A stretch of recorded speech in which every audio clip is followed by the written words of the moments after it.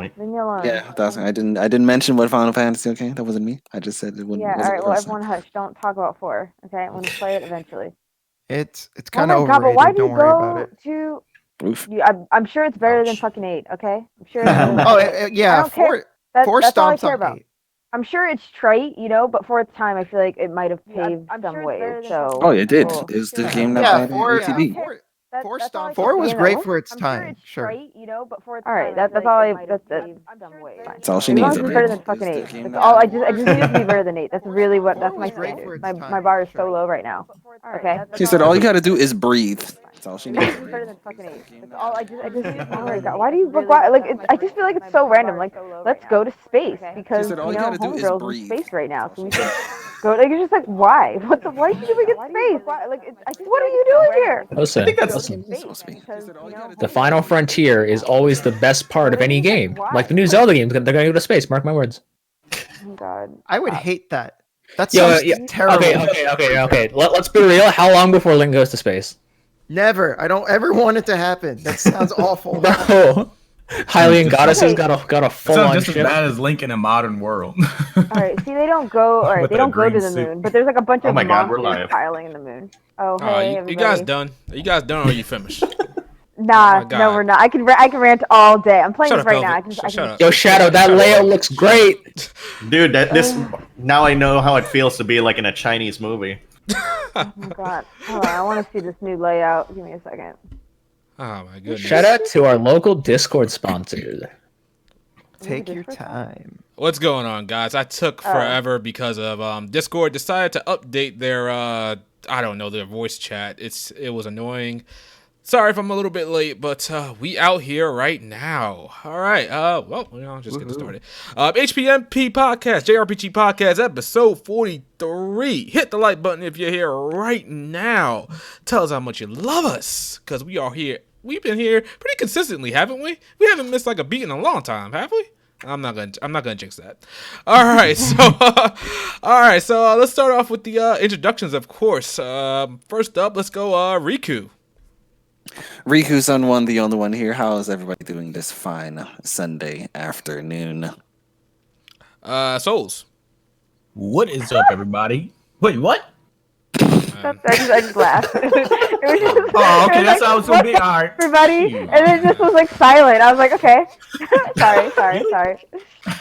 Go ahead. Jesus Christ. Shoot, what was I saying? Oh yeah, what's up, people? Souls here. Always glad to be here together. Let's do it. All right, go ahead, pal. I'm so sorry. Hi everyone, it's your girl Lady Pelvic of Pelvic Gaming. So happy to be back and talking more JRPGs. Blake. Yo, it is that time. What's going on, guys? It's your boy Westham HD back again. Once again, we're in the room. Deku's milk toast. Let's go. Huh? What? What? Is that you trying to say white? Goddamn. I mean, I wasn't gonna say it. And our two guests. It's been a while, but Daniel, go ahead, man.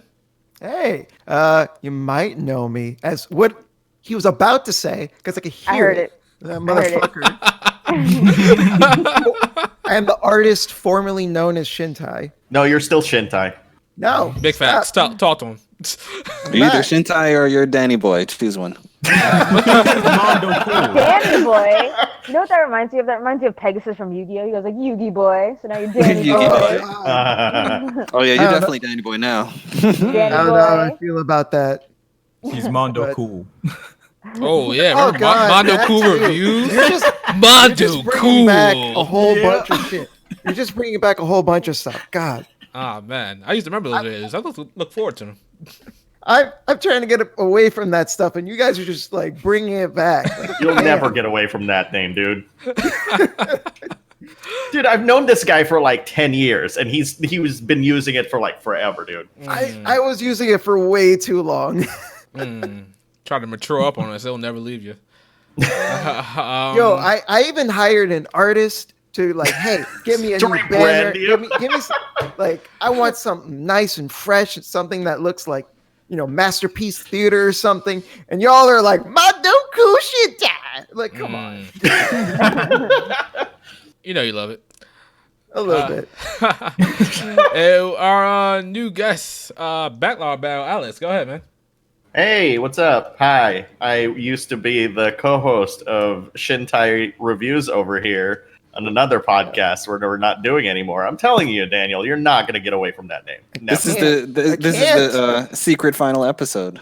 The final secret episode, yeah. The That epilogue. secret ending. Yeah, glad to be here. I can. I find another podcast where I can like harangue like Daniel for his choice of naming. God, every time. Even the last episode we did, it's like, hey, Daniel, Shintai, what up? That's always going to Shintai. So Alex, man, what's your favorite JRPG, man? Persona 4 Golden. That's easy for me. Ooh, So yeah. Persona 4 is pretty big for me because like so I had that period before like around 2008, and before that maybe like after I played like, oh man, I don't even remember what RPG, maybe like 12 or something, where I didn't play a lot of RPGs, and then all of a sudden like PS3 era came along, and I was like, you know, I was kind of bored with like what was being offered, and then I went back to the PS2 and discovered Persona 4, and that was it. Like that's never left my mind, like that whole game. And then when Golden came out, that was even better. I was like, all right, well, I'm gonna play this 5 times, and which I did. So there you go. So why is Persona 4 better than Persona 5? I think, you know, as far as that game goes, it's just a lot of people identified with the whole subject matter. You know, it's always facing your own truth, like finding your identity and stuff. And there was a time, not gonna spend it here, but like there's a time that I was kind of like going through that, where it's like, you know, what do I want to do with my life, that sort of thing. And like that game came at like the right moment when I was asking that question. And so it was almost like this perfect serendipitous kind of game to find out. And again, not only was that, you know, game trying to answer the same question, but it was also like, you know, it literally like brought me back to JRPGs. Like right after that, I bought every single like, you know, SMT game that I missed over the past several years. Like bought like, you know, DDS, bought like Nocturne, bought like Devil Summoner, which I was playing about like a couple of days ago, trying to finish it again. And yeah, so that kickstarted my whole JRPG obsession again. Okay, fair enough. All right, so we're gonna shoot the shit with what we're currently playing at the moment. So let's see, Daniel. God damn it. You did that on purpose. Absolutely not, man. I would never do that. The first time I felt it was a mistake. This time, no, fuck you. Okay, that aside, what are you currently playing right now, man? This is gonna be a weird one, but I've been playing Half-Life, the original one. Oh, I thought you were playing Alex. Oh, okay. No, not the. I wish I had VR. Really? That'd be nice, but no. Okay. It was kind of because of that. It was kind of because Alex has got people talking about it again, and I never really grew up with PC gaming, so I've been playing catch up, and I'm like, you know what? Let's play Half-Life. Why not? I'm pretty close to the end, I think. And I think it's really funny because for its time, like this game was like super progressive and like, you know, it was like a technical marvel. But I'm playing it now and I'm having fun. It's a good game. But at the same time, the level design is fucking wacky. Like there are parts of the game where I'm like, what use does Black Mesa as a facility have for a room that's like a bottomless pit and just has like these boxes suspended in the air?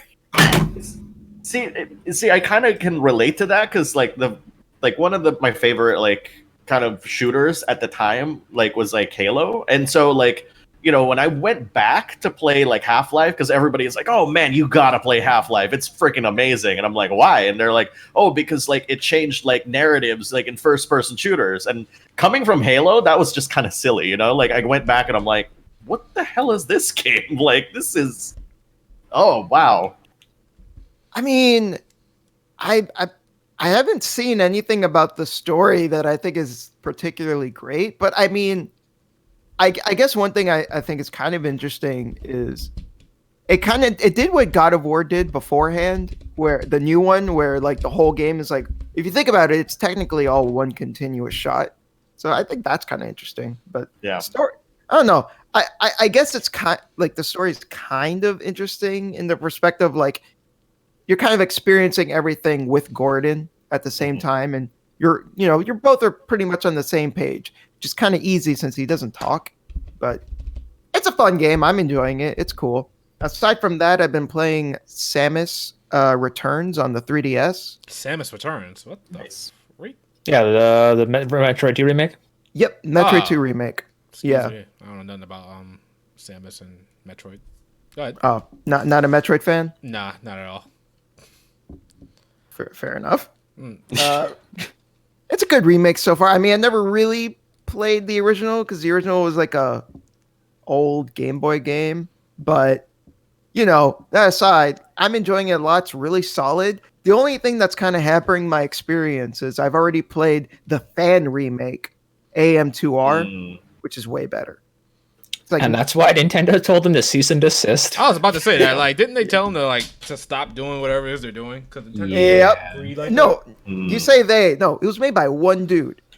Oh, I think he got a little bit of help with like the music or something, but like 99% of that game was made by, I think his name is Dr. N64 or something like that. What's cool is that guy actually, because he fucking nailed it with that game, he got hired by the studio that made Ori and the Blind Forest. So good on him. Yeah. Okay. All right. Cool. Cool. Alex, what you playing, man? Oh, I can't say. You can't say. What you mean? You can't say. I man? can't. I have embargo on it. I can't say what I'm playing. But I will say. I will say though, I am playing about 3 other games. Animal Crossing, of course. Freaking Devil Summoner 1, PS2 styles, and also Persona 4 Arena.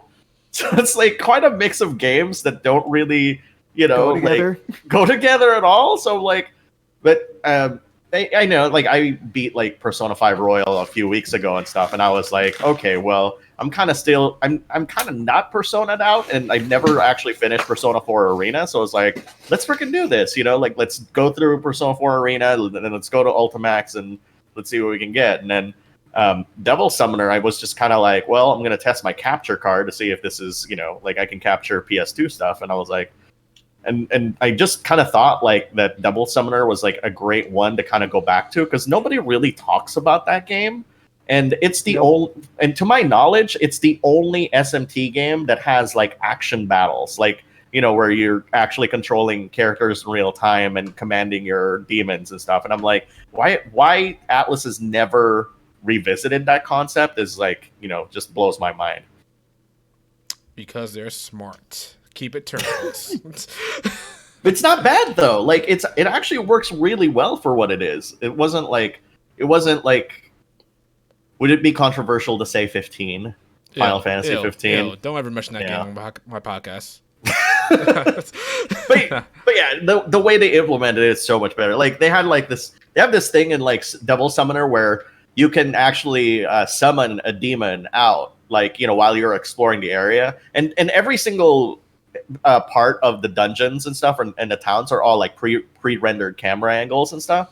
So it's like let's say this person is kind of like very reluctant to tell you information. You can summon a demon that can mind read, and you can now read her mind. And I thought that was kind of a very neat way to play around with, the whole demon aspect of it. And yeah, probably gonna finish it at some point. Maybe even make a review for some reason. Okay, so quick question: the embargo game, is it a JRPG? I will say it used to be a turn-based strategy game. Xenoblade? What? What? What? All right. I'm gonna let it go. I'm gonna let that go because I Yeah. have more follow-up questions for that. Don't try to get my boy in trouble here. Come on. I basically was. I was gonna expose this man. All right. So what you playing, man? I was playing what is it? One Piece Pirate Warriors 4. I'm still going through that game. I don't know why I put that thing on hard mode. The thing is really annoying because like the stages are so freaking long, and if you get to the very end, and when you have it on hard, the items that drop are super limited for your health. I kind of wish they had like little quick items that you can use and save and store, but you just gotta find them on the map, and like I said, the stages are super long, and if you lose at the very end, you'll just like after spending 30 minutes on a stage, you got to do that all over again. But the gameplay is fun. For those who haven't played it, it's probably the most departure from the previous Power Warrior games.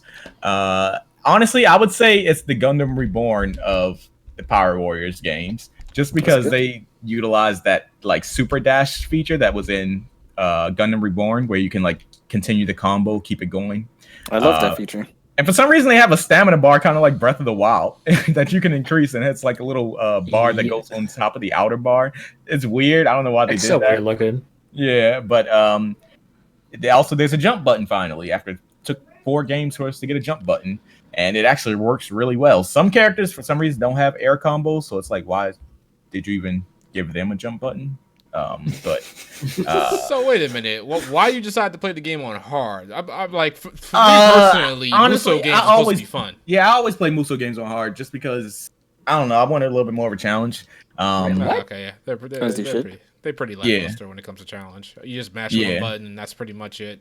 And then if you play it on hard, you actually gotta be careful. Like most of the time, I like doing some side stuff and going to kill like characters that I don't really have to do. But if you're playing this one on hard, just stick to the objective. Don't even go fight Aokiji or a Kainu because they're gonna kill you.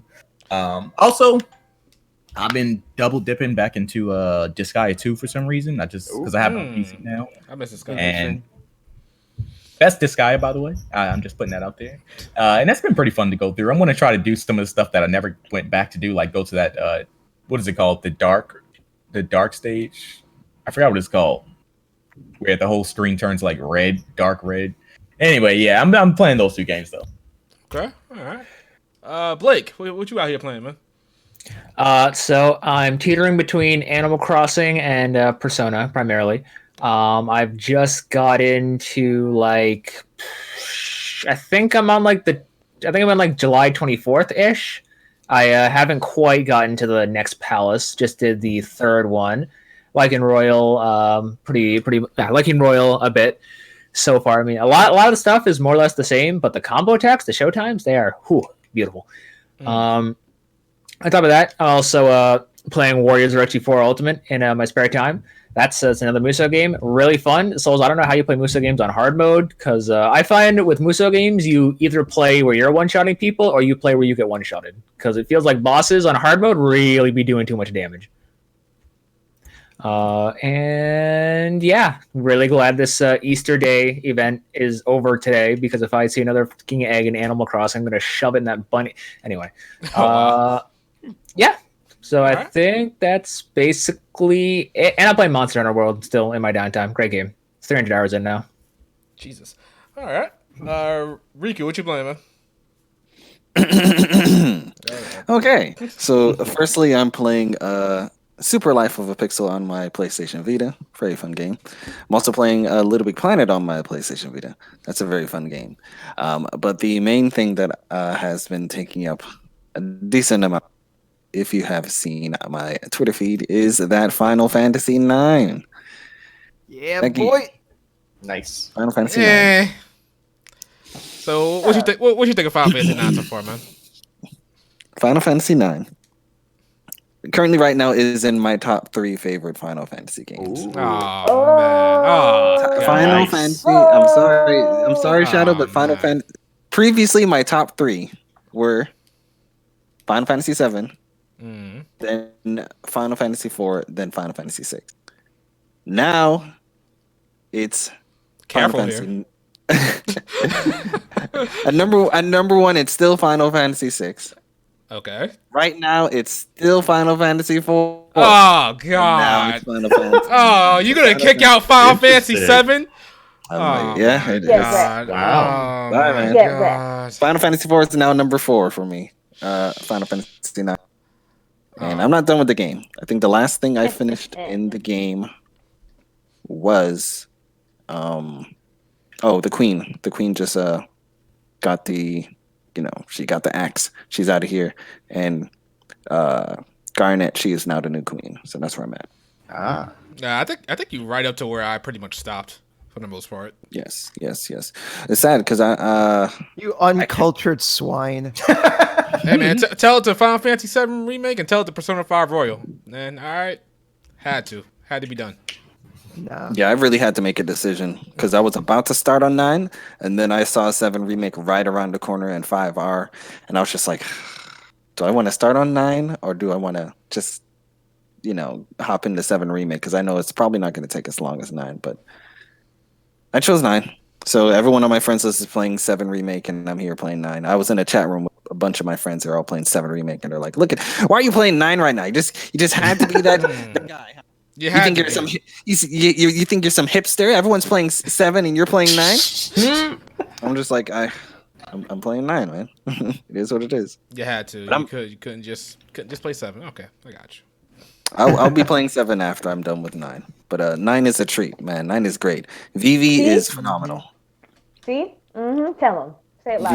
VV is phenomenal. I love VV. Every time this dude trips, it's a great day.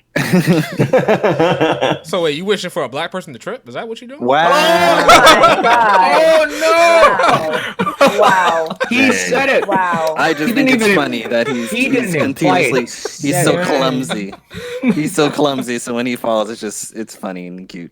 But man, his story gets Dark. No pun intended, dark. Man, Wow. they really dive deep into VV's personality and how he cope with what he is and where he came from and his interpretation of death and all that stuff. I'm like, He gonna die. I'm not. I don't want any spoilers, but man, there are decent amount of death flags on my boy VV, and I don't like that. And then I think I recently got the character. What's his name? The Flaming Amaranth. Yes, Amaranth. I don't like that guy. Nobody He's does. weird. Yeah, I'm not gonna lie. He's like the worst part of the game. He's weird, and not weird as in because we have fucking what's the other Kishi character? Quina. That's also, a weird character. Also not great. Yeah, that's Yeah. So wait a minute, how many characters is not great in this game, but y'all praising this game? Hold on, what's going on here? Time out. No. You said Steiner was terrible too. Hold up, you said Steiner was terrible too. No, I Steiner's actually not terrible. Okay, no. I Listen.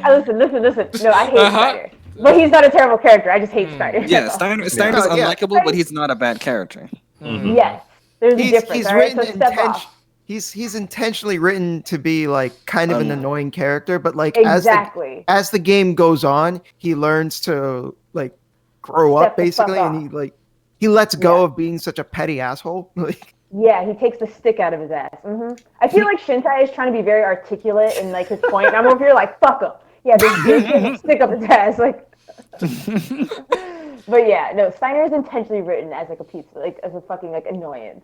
But he's actually, and in game, in battle, gameplay wise, Steiner and Vivi, man, they're unbeatable. They're my they be carrying the team.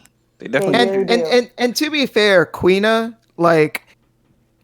whatever character, also barely even in the game anyways. So yeah, that's a weird one.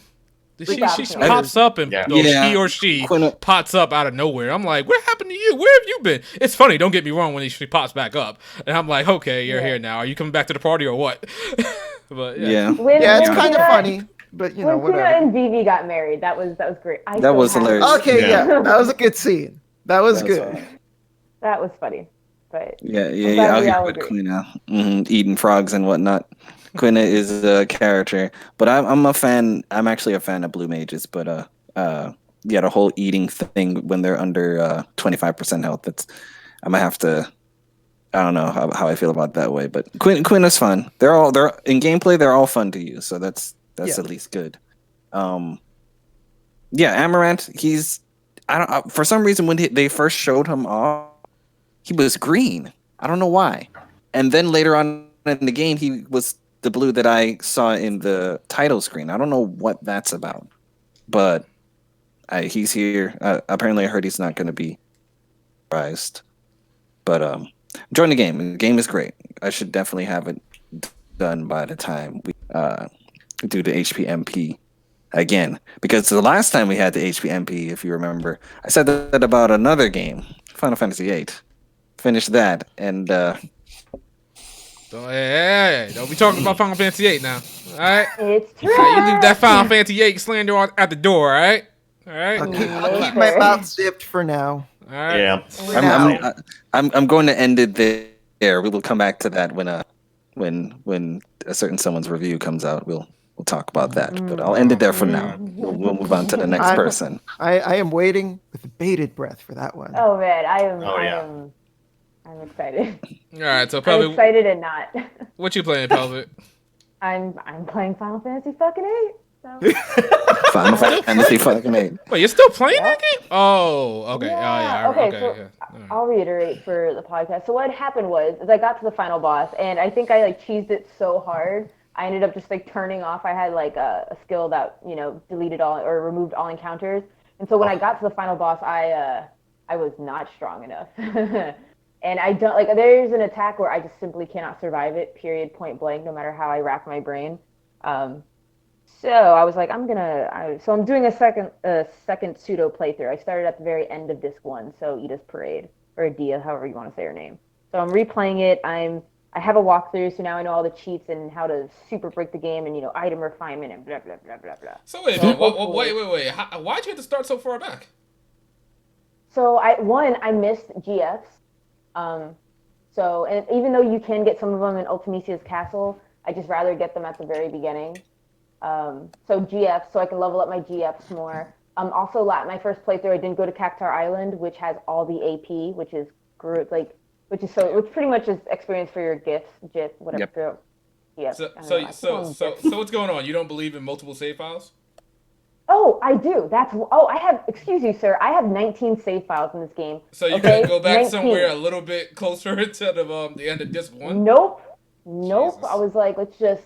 And what's great too is I have a walkthrough on hand, so I'm seeing like all this. It's interesting when you play a game with a walkthrough. You notice like all this shit you're missing. All this shit you didn't realize before. You're like, oh shit, oh damn. So I know, Pelvic. And there are choices where with Renoa and Squall in the not in the very beginning of the game, but within the game, any kind of interaction, we have choices between them. I always chose the more distant and more aloof option because that sounded more Squall-like than the compassionate answer. Yeah, I thought it was a canon answer personally. But then my second playthrough, I've been playing more compassionately with Squall, and I have slightly different views on their relationship because of it. Slightly. So it's kind of interesting to get a better look, get a better scope of the whole game by playing it. It sucks. Don't get me wrong, I hate it. But, all I'm saying is I can't remember the last time I had to go back and replay an entire JRPG because I suck so badly playing it. Oh my! That I had to go all the way back to the beginning to finish it. I literally can't remember. I did not go all the way back. I told you it was at the very end of disc 1 because I actually. How many discs are there? How many discs are there? Like 4? There's 4. And you know what the first and you went back to the first one? Oh, okay. Okay. The 4th disc is literally just Ultimisia's castle. I don't want to fucking hear it from you. All I'm saying is I wouldn't have to go all the way back that far to beat the boss. It's literally a dungeon. Okay. And I went to the very end of disc 1, which was literally the parade sequence, which I actually like. So but it's still disc 1, is it not? Oh my fucking. Okay. You know what? We're done. I'm playing Final Fantasy VIII. That's what I'm playing. Playing it wrong. Okay, go ahead. Damn, antagonizing this woman. I know. Shit. He's trying to start shit. I'm just trying to have a good time. In this motherfucker? Weren't you the one that was like, "Oh, let's not talk about A. I don't want to hear no slander." Bro, I'm not giving out any slander. Right? I'm just telling it like it is. Somebody's just not playing JRPGs all that well, and I'm telling it like it is. That's all it is. All right. So you don't want to hear any FF8 slander, but you're totally fine slandering her. All right. Okay. Damn. Yeah, exactly. Okay. Well. Whoa.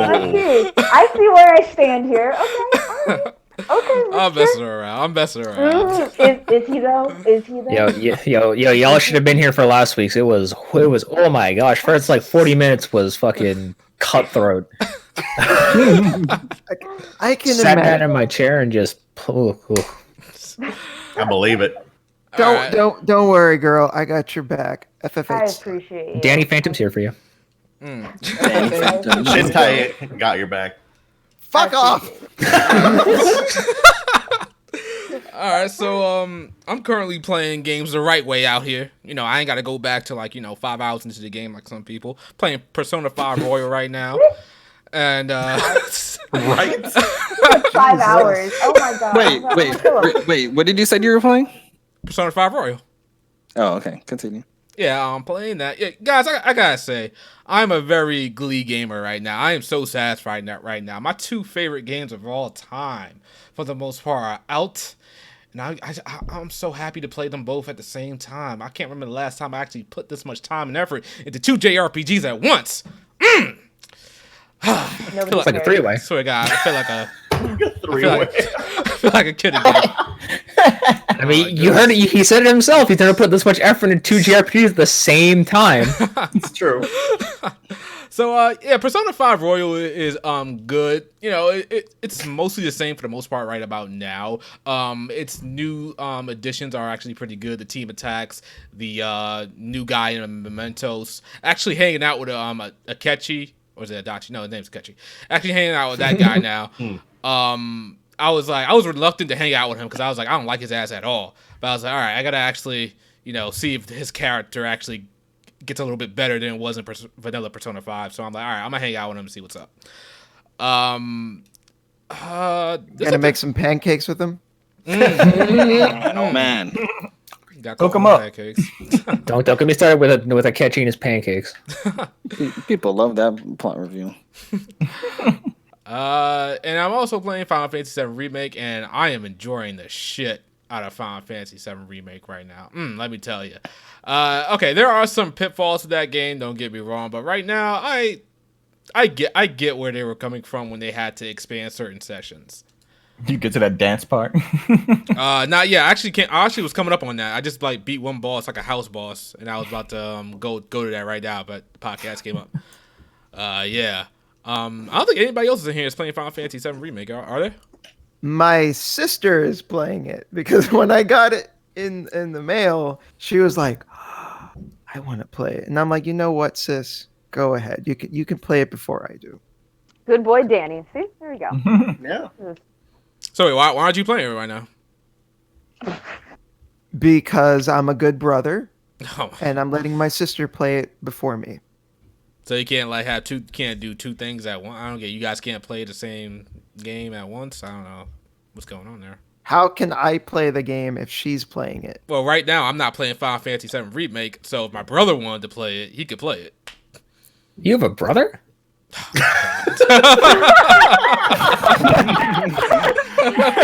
This whole time I thought you were an only child because you sure as fuck act like one. Damn. Damn. Damn. I don't know that was lame. I don't know what that was.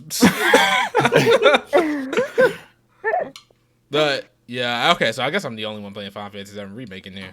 Shame on y'all. I don't know what y'all doing out here. Y'all playing all these. Playing old the worst games. Final Fantasy ever. That's what I'm doing. I'm waiting to get the game free. How you gonna get the game free? You ain't gonna win it. Listen. Yeah, see, Soul knows what I'm about. Don't worry about that. Dude, Yeah. somebody freaking Just, gave me like the money to buy Final Fantasy VII Remake. I'm like, bro, like I don't have time. I'm reviewing another game. What the hell, man? I want to play it, but no, can't. All right, so it looks like we can't spend too much time on Final Fantasy VII Remake since I'm the one that played it. But I'm hearing a lot of people say that they don't like it because they have expanded a lot of areas, and there's a lot of, I guess you could say, bloatware here and there. But I don't know what you guys expected Square Enix to do on these parts. You know it was just Midgar, so you knew it was only going to be this section of the game, and what they had wasn't enough to fulfill, what they say, 40 hours of the game. So they expanded like the slums area, like when you first get there, and they expanded all the routes between there. The train sequences, the second bombing mission is all expanded on really live. It's some padding going on here and there, but it's like I understand it because you have to fill a 40-hour game. This is only the first part of the game. I remember Right, so- like Midgar in the original game was only like 4 to 5 hours. You know, like it wasn't a huge part of the game. I think people remember it as being a bigger part of the game just because the idea of Midgar is like huge. But like Midgar is like with like physically in the game is not that big. And I think that's also probably why this first part took so long for them to make, is including all the stuff that they added. If you think about it, the original Final Fantasy VII pre-rendered backgrounds are basically like pictures in the background. If you really think about it, turning that picture into like a 3D environment, it's fucking nightmarish. Like that's a lot of fucking work. Because like when you're making the original game, you're just making a bunch of pictures. Not to say that isn't hard in its own right, but like to take those places and to fully flesh them out in 3D is fucking insane. Yeah, it's a lot to do. Like, you remember that part when you're with Aerith and you get out the church and you're just jumping across the rooftops? The barrels pushing open. That whole area is completely and utterly expanded to like its own section for almost like, I want to say a half hour, which is not bad because you got all these little banter going on between Aerith and Cloud, and it's like, okay, I can fully see Aerith's character a little bit more now, and see how, like, I guess I don't want to say ditzy, but like a little bit flirty, I guess you could say. I don't know. She's not slow. I don't think she's slow. Of course, Wait, who's slow? Aerith. No. Yeah, Aerith's not slow. She's got sass. Yeah, exactly, and that shows a lot in the remake, and I'm like, I love every single second of it. Her hometown got its own like 2-hour section. And actually, I think it fit really well. People are going to, again, consider it padding, bloatware, but I'm like, yeah, I expected this completely, that it was going to be like this. And there's like quests in there, like, I guess you could say they're like fetch quests or go there and kill this, but like, okay, what JRPG doesn't do that? Like, seriously. Like, come on now. They all do this. Like, I love Cold Steel games. They do nothing but that most of the time. Yeah. True. Yeah. Let me ask you something though. I'm sorry. Let me ask you something though. Did you get to the part where they introduced the quote unquote new element of the story? New element of the story. I'm not sure what you're. Well, I can't be any more specific than this, unfortunately. There was a part where a new character from Shinra showed up. I got to that part, and there's a whole Jessie thing. Jessie and her whole thing is going on, but there's a couple of new things that came up. Okay, yeah, for you guys, but man, yeah, I just can't believe how dehydrated Jessie is. What? She's. Oh, she's thirsty. I mean, look, all I'm saying is, eventually she's gonna start cosplaying as Goku so she can ride a cloud. Oh, dang it! Oh man, but yeah, she is.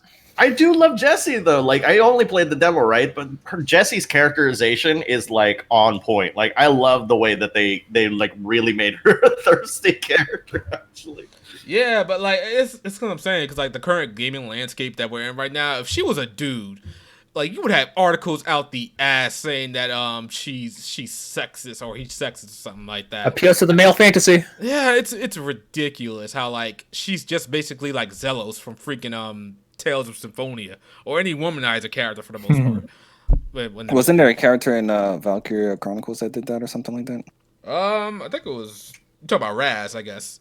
Oh yes, exactly like this man Raz. Oh my god! And I remember articles tearing him up. Yep. Raz from the first one? Nah, from 4. Okay, I was like, I don't remember that. Okay, that. Yeah, okay. Raz from 4. They tore his ass apart because he was a womanizer and shit like that. But Jessie out here, oh no, she's cute, she's charming. The double standard out here is so real, it's ridiculous. But I still like Jessie anyway.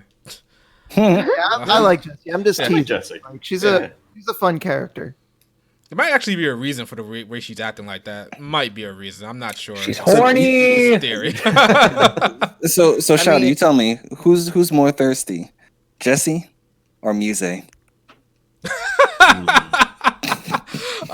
Zilia? No. She's from Cold Steel 3. Oh wow!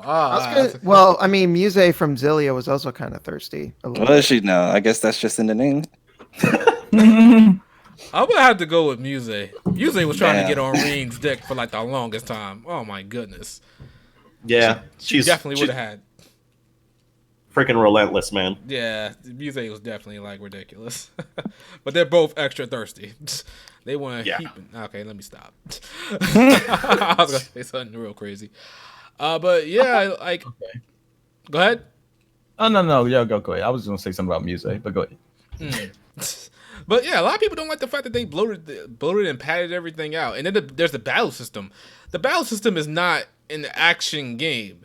It's almost, I would say it's action with a slice of tactical, almost. Because you can freeze time anytime you want, or like not freeze, but slow down time anytime you want to use spells, use abilities, and use items anytime you want. There's some strategy goes into the ATB gauge constantly filling up, but it fills up faster if you attack. So let's say you're low on HP and you just start running around to fill up your ATP gauge so you can use that item. It's going to fill up really slow, but you got to make the choice of, well, if I start running around, I could get hit and die potentially, or do I take the risk and just go up to the boss or go up to the enemy and just hit them once or twice and back off so I can use my items? So it's not like a full force action game like Bayonetta, Devil May Cry, or anything like that. You're going to get hit no matter how you look at it. Even if you block, you're going to get hit and sustain some damage. So you can't expect to be like all this dodge happy, like, and completely doing combos out the ass. Like, no, it's kind of a mixture between a tactical game and a action-based game as well. So That's what I'm saying. When I played the demo, like the dodge just seemed useless. Yeah, some enemies to dodge will be useful. I mean, like for big attacks, but for the most part, like yeah. Some attacks you can't dodge at all, and there's like a materia that actually like helps out with dodging a little bit, that lets dodging be a little bit offensive as well, which is pretty cool. And they kept the materia system intact, which is really good on them to do that. Although, from what I've seen, I think the way that you level up the materia is a bit different. You just you gain AP from battle basically, and the materia will level up based on how much AP it needs to level up. Oh, so like the more you use it? Yeah, the more you use it. No, actually, I think it's if it's equipped and you just end the battle, even if you don't use it, you gain AP for it. So it's kind of like the old way then. Does it create a dupe? Well, yeah, I think that actually was how it was in the old game. Yeah, I think about it. But I do remember that in the old game, if you maxed out a materia, it would create a duplicate. I think it doesn't do that. I haven't maxed out any materia just yet. Okay. I think I'm on the second spell for fire right now. I think I'm almost getting fire rigor. I think. Not sure. But like, yeah, like the enemy types and whatnot, they're all great. You're not going to steamroll past, unless you put the game on easy, you're going to steamroll past everything in existence. But if you put the game on normal, you're actually going to have to do some thinking because enemy types will fuck you over. And you have to switch between everybody. It's not just using Cloud the whole time. You got to switch up characters. Just like in the original game, you take control of everybody. So, hey, who says I want to play Cloud the whole time? I want to play Tifa. Big facts. I can't wait for her to get back in the party. Yo, but Barrett though? But Barrett? Barrett's great and completely over the top, and that's the way Barrett is. So I don't know why some people don't like him. I think the best way to describe Barrett, at least the English dubbed interpretation, is a black pastor turned eco-terrorist. Wow, that's a damn good description. Yes. Yes. Am I wrong? He does be talking about the planet any chance he get, but he's pretty good. I see the planet crying and pain. Yeah, why he in church? Yeah, why can't I see this man saying, "All rise"? Yeah. Praise the materia. Listen, Like you need you pull out a handkerchief every time you talk to wipe the sweat. so ultimately, at the end of the day, I gotta give it to Square Enix. I think they did a damn good job on this. There's some areas where it's just like, okay, this looks a little bit stupid. Well, not stupid. Like the textures on some characters, they look a little bit iffy. I chalk that up to being a PS4 game. I'm sure when I get it on PC, it's gonna look even better. And Shintai, you mentioned pre-rendered backgrounds, right? there's low key kind of still in here. Low key. I saw the image. Woof. Yeah, they low key in there. It's used to great effect. I'm not gonna sit here and lie because when I first got to the Midgard slums and I looked up and I saw like the above plates, I was like, oh, it looks pretty good, but that's pre-rendered like a mofo. Like you can't get away from that. Yeah, I was watching my sister play it, and I'm like, that's a big ass JPEG in the yes, sky. It looks good. I'm not gonna say it doesn't. It's like it looks trashy. No, it looks good. Like, what do you expect them to do? Like, honestly, they're gonna render all that in the background for that. You know how much load that would be on a PS4? Like, come on. Yeah, now. no, fair enough. But like, it does look a little awkward sometimes. Absolutely. I'm not even gonna lie. It does. I'd be looking at it, I'd be like, yeah, that's a big ass image. It looks good. Don't get me wrong for an image, but damn, does it look? It stands out sometimes. But besides from that, graphically the game is good. Like I said, the textures on some NPCs, they just look like not much detail was put into them at all. And I kind of get that. You know, the main characters, they got all the detail and whatnot. Hey, I'm not gonna say like Square Enix don't know how to create a real, I guess you could say, open world-ish game, but they're amateurs at it. Like, I've seen so many better games do it. like really, they're trying hard. But I think for what they did a good job. The Metacritic scores currently sits at 87, which I think this is below my expectations because I predicted around 89 to 92 on this one. Surprisingly, a lot of people seem to forget that this is just Midgar. I don't know why. I still see the rest of this game. Yeah, I'm seeing people on Twitter complain that's only Midgar for why is it only part of the game? Like, where have you been for the past 5 years, bro? Like seriously, they said this since day one almost that it's going to be split into parts. I don't know how long. That does beg the question though, why they never named it Part 1. I think that's sales reason. If you say Part 1, people are going to back off and say, all right, I'm just going to get the whole thing when it comes out, and you're going to lose sales. Yeah, I guess they'll start calling it by parts with the next one. Yeah, probably, more than likely. Or maybe they can give like a subtitle or something like that. I don't know. Final Fantasy 7 too. Oh god. Good. They've already done it. 13. They're done with 10. They have 10 too. So that is a route they could take instead. Oh, 7. That would be.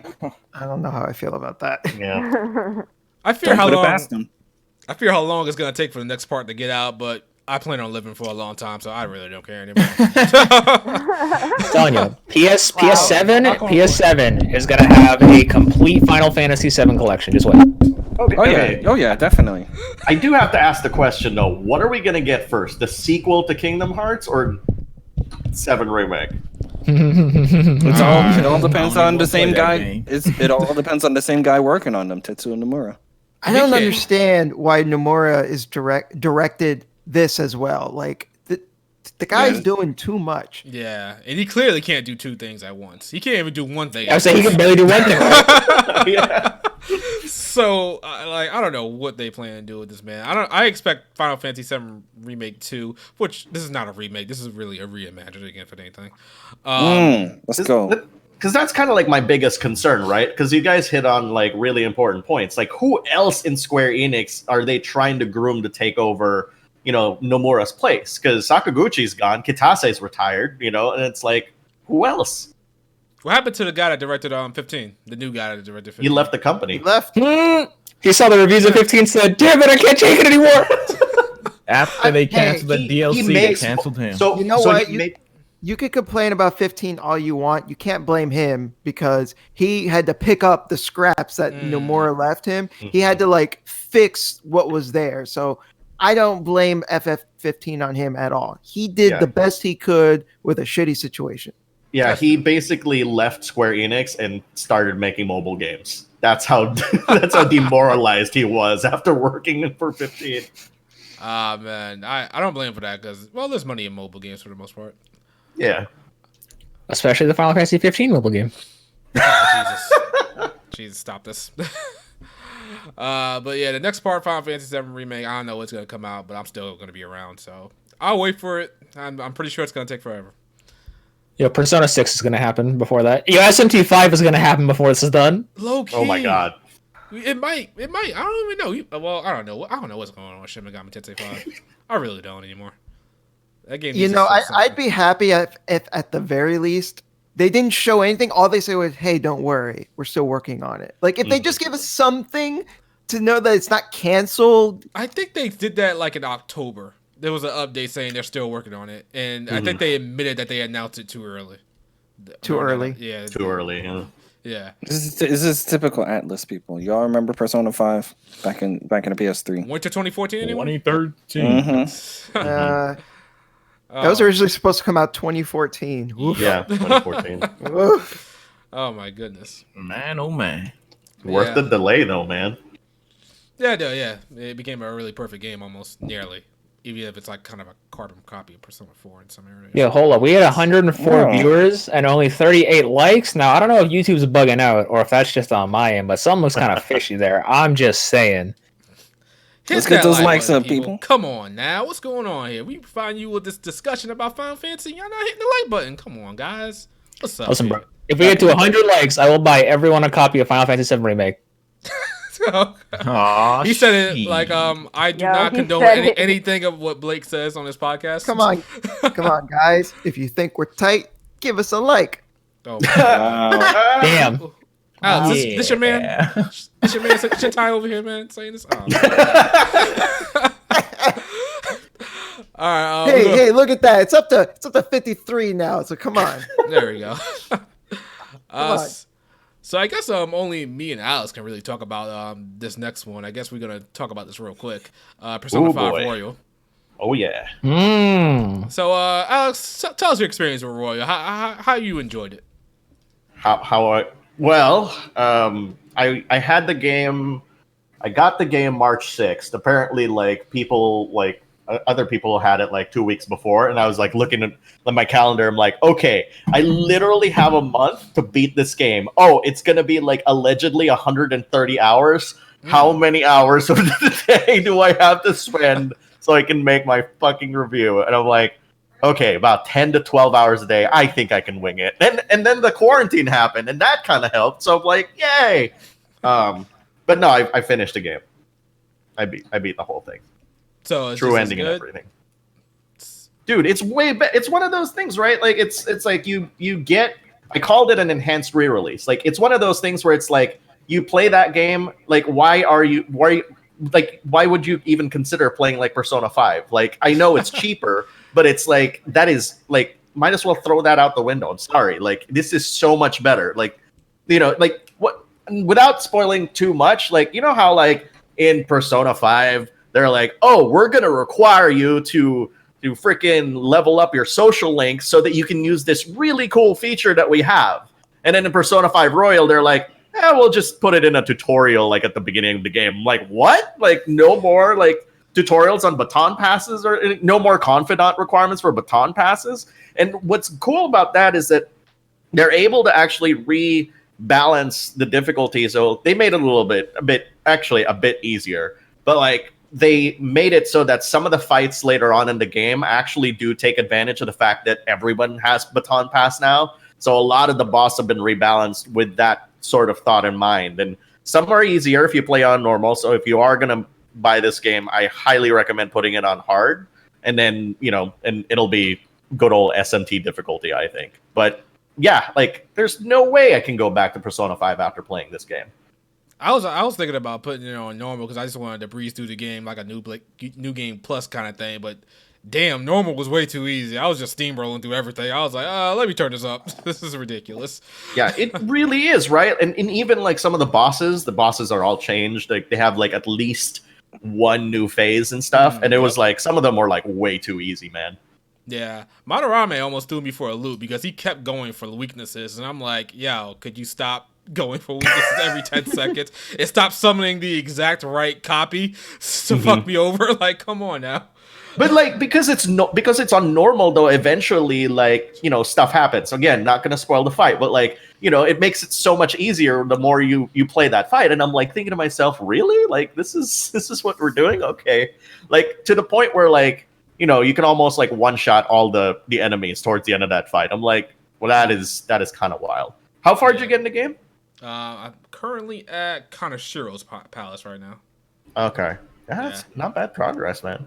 Yeah, I'm trying to get through it, but it's Final Fantasy VII Remake is in my way, and I can't. Yeah, it's like when I play one, I'm thinking about the other. It's weird. It's so weird. Like I'll play Final Fantasy VII, but like I want to play Persona 5. Then I'll play Persona 5 Roy. I'm like, I want Tifa again in Final Fantasy 7. So let me go back to that real quick.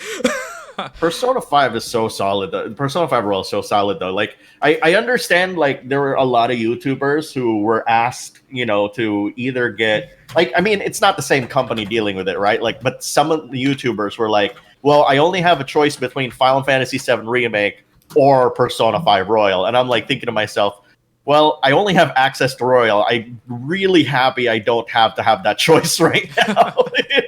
Because, like, imagine playing, like, what you're doing right now, dude, like, I don't even know how you're able to play 2 of those games at the same time. That's crazy, dude.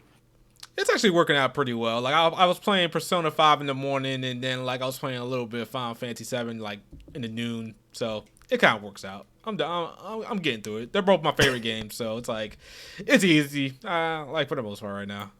So what is your favorite change that the game has? I like the team up attacks. The team up attacks Nice. are really good. Like An and Morgana's team up attack is great.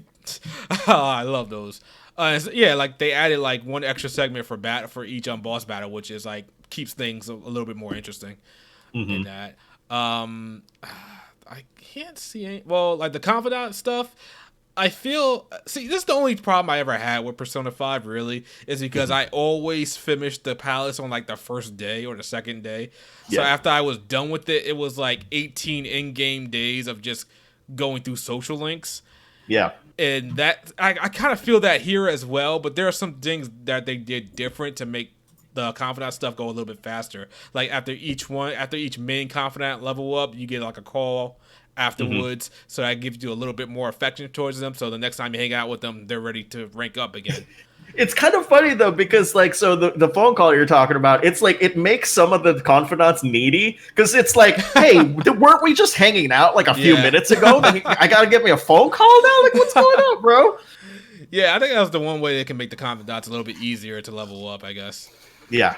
No, they did that. One big change that, and here's the thing, like I covered this in my review, but like this is something that people who never actually saw my review completely missed, which is like you can actually do your social stats and increase those after getting out of the metaverse. And people were like, what? You could do that? I'm like, yeah, actually, even if Morgana tells you to go to bed, you can actually still level up your social stats. And people were like, why didn't the game tell us? And I'm like, well, you know, that's the curse of actually playing the original Persona 5, because you have that memory. But this game's like, nah, you can do that shit.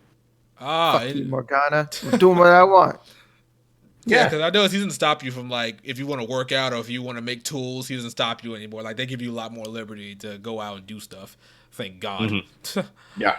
So that's I huge. love Persona 5, but yeah, dealing with Morgana, just be like, you're too tired. You should go to bed. Shut up. Yeah, shut the hell up.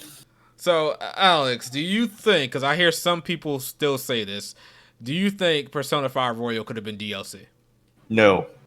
So it's a friend of mine who also reviewed the game said that, oh, but you have like developer experience. You used to work QA, and I'm like, that's independent of like what I experienced in the game, you know? Like, because the thing is, Persona 5 Royal, like when I approached my review of it, I know that the best way to go about it was not to list every single feature of the game. In fact, there's many YouTube videos that'll claim that they have spoiler-free lists. I saw one for like 5 minutes, and I'm like, no, dude, like, if you want to list every single change and show those changes in Persona 5 Royal, it'll take you about 15 to 20 minutes to literally list everything and show everything.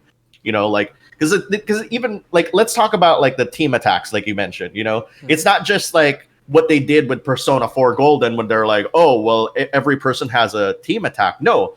Actually, there are multiple team attacks per person. It's not just like, just because Ryuji has one doesn't mean he doesn't get another one from somebody else. And that's what makes that actually really interesting, because you don't know like which one's going to actually activate and stuff. And you know, I've seen practically basically every single one, and they're all really, really fucking good. And it goes all the way till the end of the game. Like, you'll still be getting team attacks, which is freaking amazing. So, but that said, though, like, I'm kind of curious, though, like, how you feel about the new characters. Because there's technically, like, yeah, you can, I guess, count Akechi, but, like, there's also Maruki and, you know, Kasumi. Maruki. Who's that again? Counselor. Oh, that guy. That guy's annoying as hell. He keeps mentioning snacks. And I'm like, yo, shut the whole fuck up about your snacks, bro. He's a counselor. Yeah. He gotta bring you to a place where you're happy, and we all know you're happy with your food. I don't know, man. That was just annoying to me at first. He's cool. He's cool now, but like he was just bringing up snacks like crazy. I'm like, stop this. Yeah, he's like pawning snacks at you at every opportunity. Like, what the hell? Is this laced with something? Yeah, that's bro? what I'm thinking. I'm like, yo, why are you trying to feed kids? Like, if it was candy, this would be weird. Yeah, what are you peddling, man? Yeah, but nah, he's cool. He's cool. Kasumi, I haven't gotten to spend that much time with her at the moment, so I figured she comes up. I don't mind actually. No, I'm gonna leave it because I guess that's spoilers. I was gonna ask when did she like join the party officially? Yeah, that is a spoiler, dude. Okay, so I'm gonna let that go. But like, I can't wait to get her. I'm assuming it's towards probably the end, maybe around Shido's palace. I'm not sure. That's my guess. Well, Shadow, you remember like the start of the game, like when you first see her? Yeah. I mean, because I haven't gotten that far either, so I'd imagine it's some point around that area. My lips are sealed. Oh, okay. So you mean around what's her name's palace? Okay, yeah, probably around there. Okay, yeah, we'll probably get there. But yeah, everything about the game is just a step up from its own. It's exactly right. It's difficult to even quantify like all the changes because, like, again, like we could list every single new feature of the game, but you have to. And when I was making my review, I was like, I can't just do this because people are gonna basically look at the list and say, oh, this could be DLC. I'm like, no, dude. Like, you have to take all these individual parts and imagine like how this all makes the battle system function, right? And think about like the fact that you don't need a confidant, level for the baton pass, right? Like that is huge. That is one huge change. But build on top of that. If you manage to actually pass the baton to every party member, you don't even use, SP, you don't use HP for any skill that person uses. That is fucking huge, man. Yeah. And that is one change to the battle system.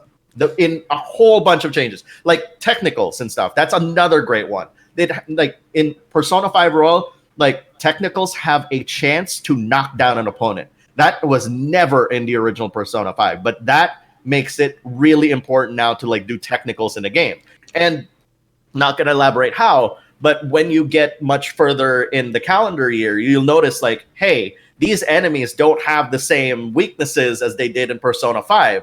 Whoa, maybe I need to do technicals now because that's a valid option. And and you just build on top of these constant ideas. So because somebody asked me on YouTube, they're like, did they just like make the game easier and they add shit that doesn't make sense? I'm like, no, actually they literally like altered features in the game so that when you play it, you now have to actually use some of the features that you never used before. So now they're relevant. And when you play this on hard, you really have to use them well.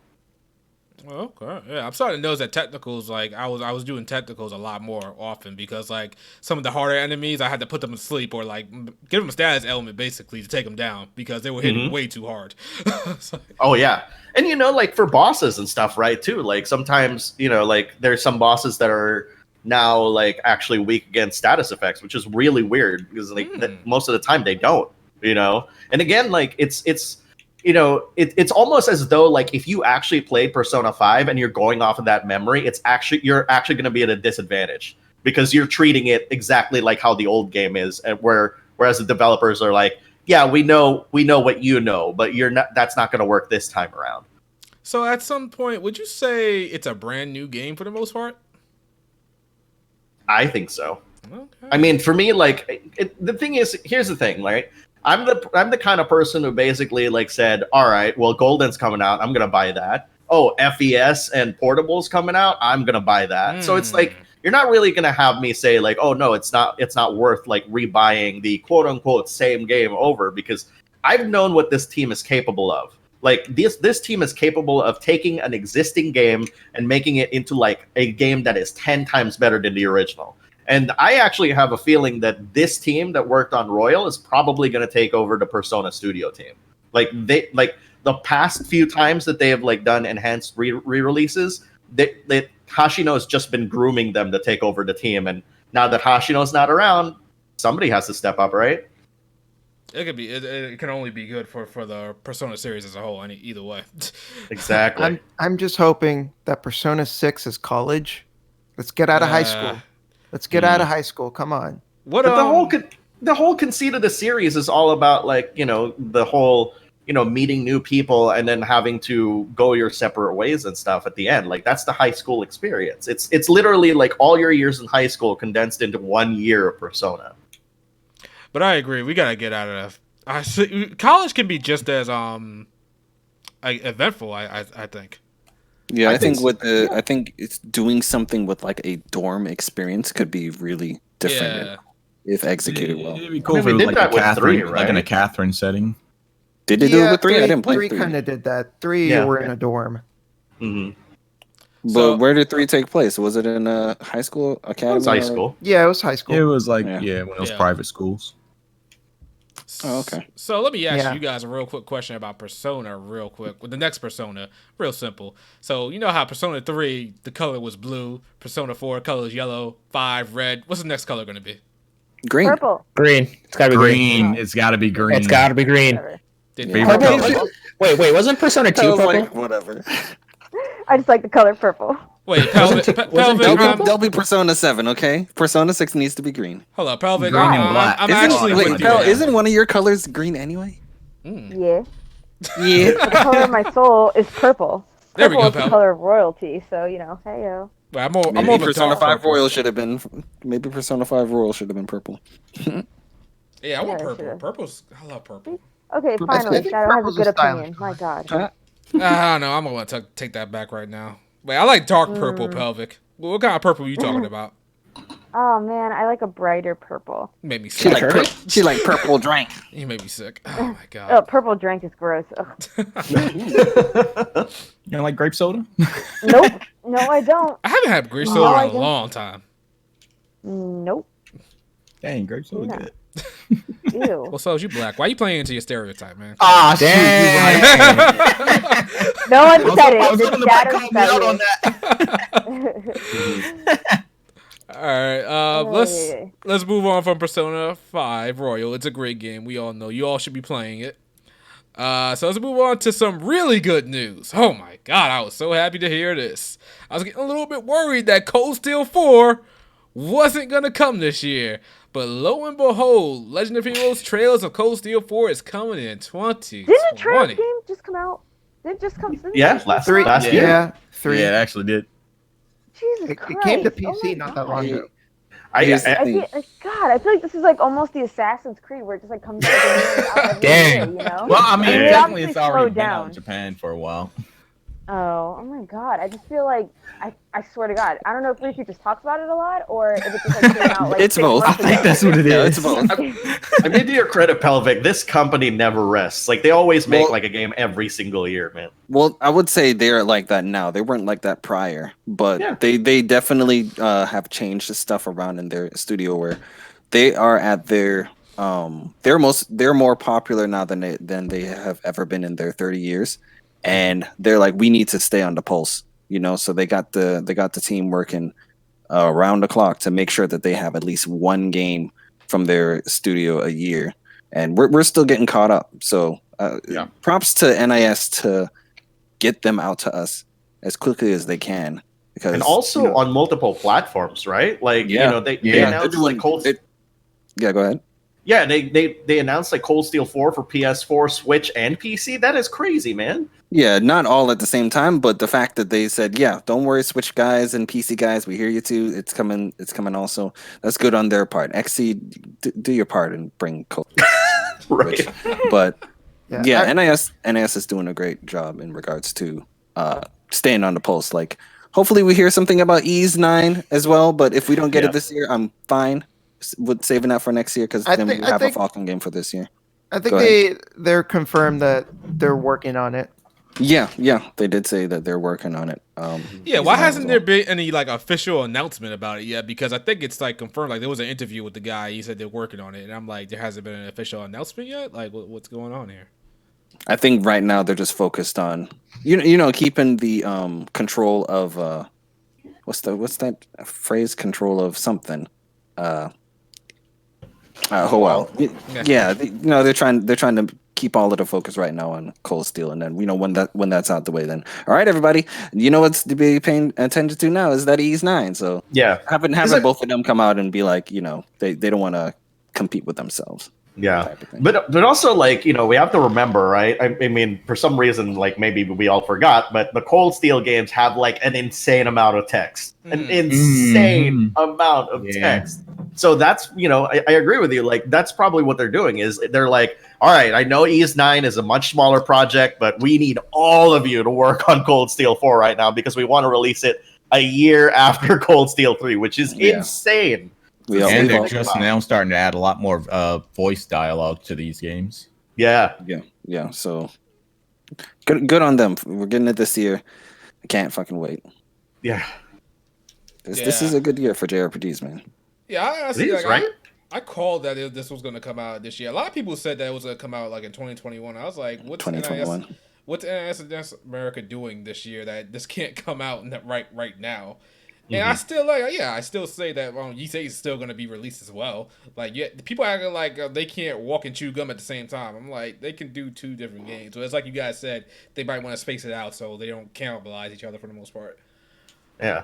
My guess is that as the development of Cold Steel 4 ramps down, that's when they're going to start moving people to Ys 9, so that way localization happens smoothly. Test the game, make sure all that Japanese stuff is gone. But what's crazy to me though, like it's something we never talked about with Persona 5 Royal, and I feel and I hope NIS does this at some point, is that Persona 5 Royal is like, what is it, the first Persona game to actually have French, Italian, German, and Spanish subtitles, which that's insane to me. That's good. It's I mean, somebody on Twitter was like, well, you guys missed this one. I'm like, I don't think they missed that one. I think like the fucking developers missed that one and QA missed it. But it's think about that. Like, what if you had you made a Trails game and also localized it for 4 other languages? My goodness. Yeah, that's way too much. Yeah, this is the only franchise that I'm allowing a 6 month it releases in Japan, then 6 months later it releases in English. I could understand that. Yeah, because the amount of text they gotta freaking translate. Yeah, and I heard that the new Yakuza game that's going to be a turn-based game is also going to be in 4 other languages too. I was like, my God, it's insane. So now that Yakuza is going to be turn-based, are you actually going to finally give it a shot, Shadow? Man, listen, man, maybe. I don't know. Maybe. Wow. Maybe I don't know. If somebody slides me a review code, I'll be all over it. But I don't know if I'm going. Literally, everyone in the world screams at you that these games are legendary, and you're just like, man. Yeah, because they just brawlers, man. I'm not a fan of brawlers. Not anything that's good. He basically is just like a wall. Last podcast, all I hear about these games is how over the top they are. How ridiculous they are in some aspects. There was one time where you got a Japanese porn star. They're talking to a Japanese porn star or something like that. I'm like, all right, what else actually happens in this game? I mean, there's the goofy stuff, but there's also a really compelling story to them. The main story to these games are usually really engaging, and that none of the funny stuff happens during the main story. It's usually takes itself pretty seriously. So why do we only hear about the goofy stuff? Because people love the goofy stuff. Don't you know the internet? I know you've seen those dance videos. Absolutely ridiculous. It's what's kind of nice about it, and this is just how I play the Yakuza games, is they have a very serious main story, right? It basically boils down to a bunch of men who can't figure out how to debate properly, so they take off their clothes and start fighting the shit out of each other, right? So if I'm somehow sick of that seriousness, that's when I go venture and try to find a good side quest or two, and that's where the comedy is. Because I personally believe that if you need a break from sometimes the seriousness of a main story, right? If you like that, more power to you. But some of us would like to have a break and maybe not even think about that. And that's where the side quests come in. That's why you have these videos of Nugget, the chicken, that you get for frickin' bowling and stuff. And it's how he's actually a really good real estate agent and stuff. It's it's crazy, but it's just enough distraction for you to be all right, I think I'm ready to go back now. Let's do this. And when you get back in there, it's almost, I don't know about you guys, but like I almost forget like I do some of the side quests because some of the betrayals and stuff that they have in the Yakuza series is insane. It's really insane. And I'll put it this way: there have been some people that have been brought back from the dead, which I'm like, this is wow. All I'm saying is we went from Cold Steel 4 to Yakuza. I don't know how that happened, but I blame Shintai. Talking about great games with a lot of dialogue. Yeah, Greatness and greatness. Yeah, one's greatness.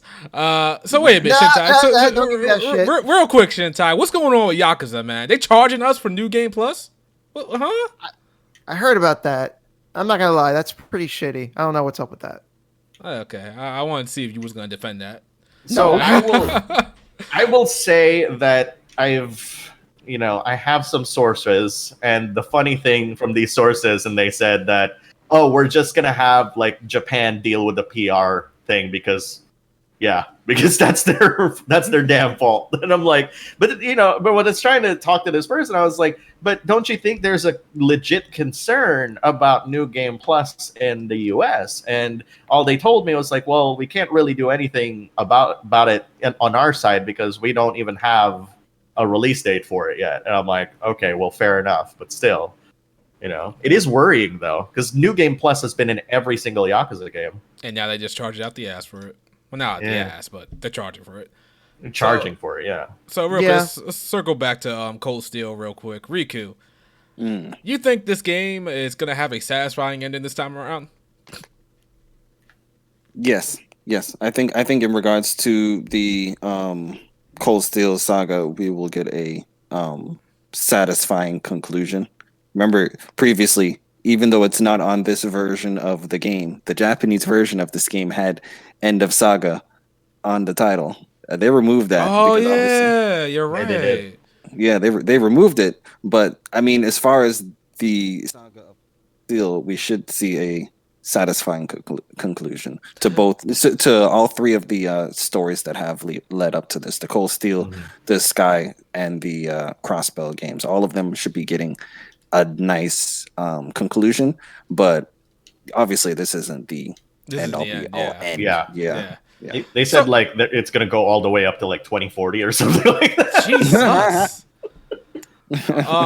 I do want to point out. Sorry, I do want to point out that if you take a look at the Trails of Cold Steel 4 logo, it has the elements of all 4 logo designs from Sky, Crossbell, and Cold Steel. Which I thought that was like actually very poetic. Yeah, I like that. I like that too. I caught that as well. They doing some good stuff, man. I can't. Yeah, they do for that game. So when do you guys think we're gonna get the Crossbell games? I think it's inevitable. Who's doing it though? Is it NIS or Xseed at this point?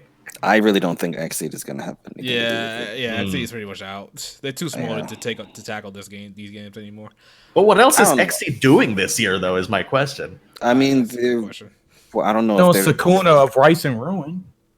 Yeah, that is true. They're doing that. I'm not sure if they were the ones that's going to be in charge of the PS4 version of Memories of Celceta. I think that's someone else, but I know they still have the rights to it. I think the other people are just publishing it on their behalf or something like that. But yeah, Xseed, man, Xseed right now, they are a skeleton crew. Yeah, they need to just pass everything they got on over to NIS. Yeah, NIS basically is the new Xseed.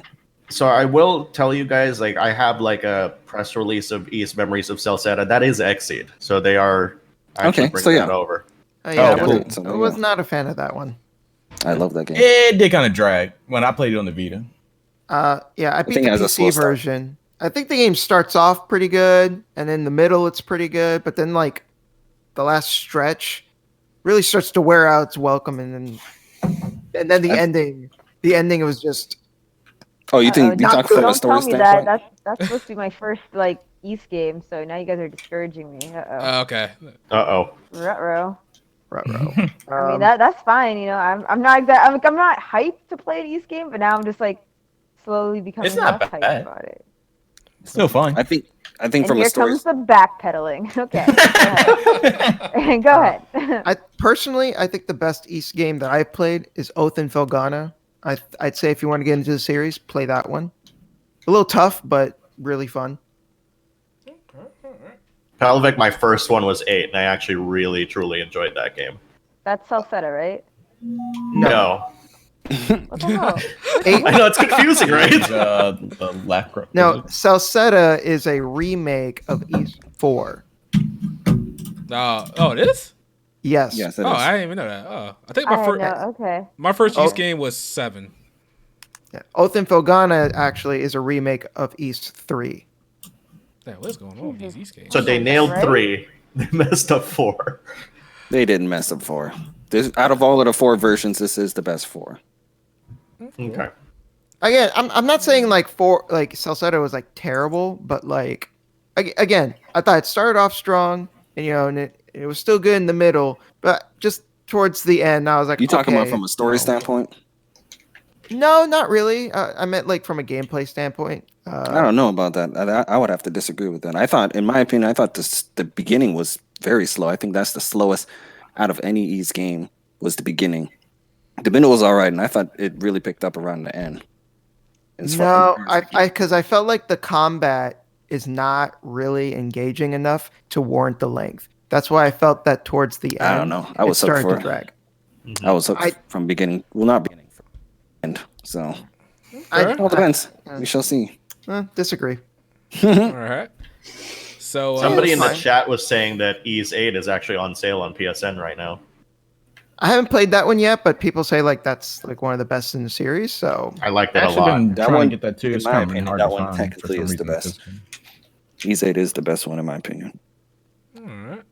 And they're all- before we start talking more. No kidding. Yeah, to our next topic here. Real quick, Sunshine, you want to say something? no, I'm good. Okay. All right. So let's move on real quick. Blake, I think you got something to say about this. Resident Evil 3 remake. All right. Yo, RE3 came out. It's been out for like what, a week Just about, and yeah. 2 days now, 9 Just days about. roughly. Yeah. So I had no idea what I was getting myself into. I'd never played RE3 beforehand. But when I went into this, I absolutely adored it. I did not anticipate it being super short, but allegedly the reason for that is because Resident Evil 3 started out as like a non-numbered Resident Evil game, so they didn't put as much development time into it, so thus it was shorter. But that being said, apparently the remake also cut out a lot of content that was in the base game. Like I think there was like some zoo or park or something that cut out of the remake.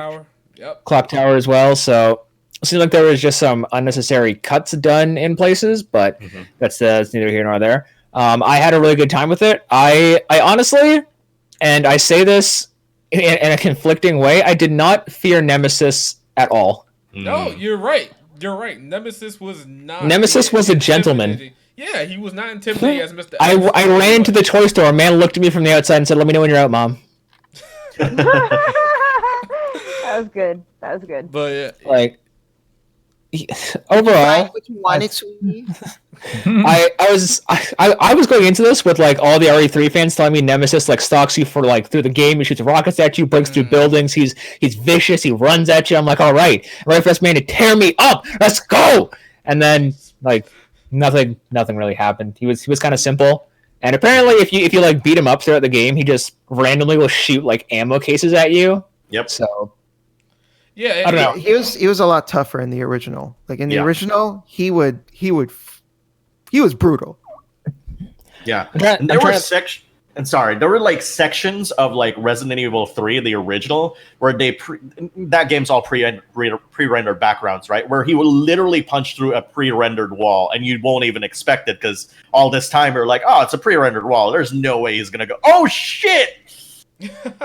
And that feeling for some reason. Right. Yeah, I remember that. Yeah. And in the remake, it's like it's not there. Like he's not, like you said, he's not there half the time. Even though he's there, he's not there. There are so many. I don't know. You want to say something, Blake, or? I was just gonna say my dad's been around more than Nemesis, but Wow. Blake, goddamn. Jesus Christ. Blake is a trip. Holy shit. Yeah, but first, goddamn, Blake. Resident Evil 3 Remake. I enjoyed my time with it. It was good, but man, there's so much missed opportunity here that I just don't get it. I don't know why Capcom decided to go in this direction with the game. Nemesis is not intimidating at all. I think what happened was too many people complained about Mr. X, so they wanted to make Nemesis a little bit more, I guess, I want to say friendly. I don't know. Nemesis wants a hug, not your anus. Man, I don't know, but like he's just not what he used to be. The game is short, but I don't mind it being short. As a whole, the game is good. It's just there's so much things that you could be missed, like the costumes. Why in God's name is there only 3? That makes no sense. There's only there's only 3? I thought like more unlock. None unlock. I played the game on Nightmare, and I'm kind of playing it again on Inferno, which I'm loathing playing Inferno only because the end boss is so cheap. Like it's ridiculous how cheap the end boss is. Like I did an earlier stream this week, and some people saw me just constantly dying because the end boss is just ridiculously cheap on hard difficulties. It's like they didn't know how to balance this game, so all they did was speed them up. That's all they did. And if you get hit by one tentacle attack, you're dead. That's it. You gotta time everything perfectly on that one. Jill is not into the tentacle tentai. Absolutely not. What did you guys think of Jill? When I first saw her, like her design, I was like, I don't know how I feel about this because I know Jill from like Project Cross Zone, Resident Evil 5, 6, Revelation, so like I knew that iteration of Jill. But the more I played, I don't know if they refined the model between the start or between like the first trailer and like the actual release of the game, but just something I just started to like it more and more, and I was very satisfied with how like the voice acting was done, how her model was portrayed, her character. Let's be real though.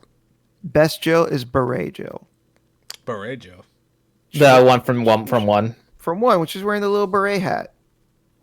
Which that costume is actually in 3. The Stars outfit. Yeah. I like Resident Evil 3 Jill the most, but in 3 Remake, I don't think she's... like the skirt and the tube top. Yeah, but like it's a whole personality in the remake screams to me. It's just she's just trying too hard to be a badass, and I'm like, Carlos is Bitch just looking can't at even swim. Bitch can't even swim. I'm like, huh? Like what you mean? Oh, that's another thing I don't like about the game is how Nemesis transforms. How you bully Nemesis? Yeah, like he came out of nowhere in an explosion. I'm like, this is how he transforms, really, Capcom?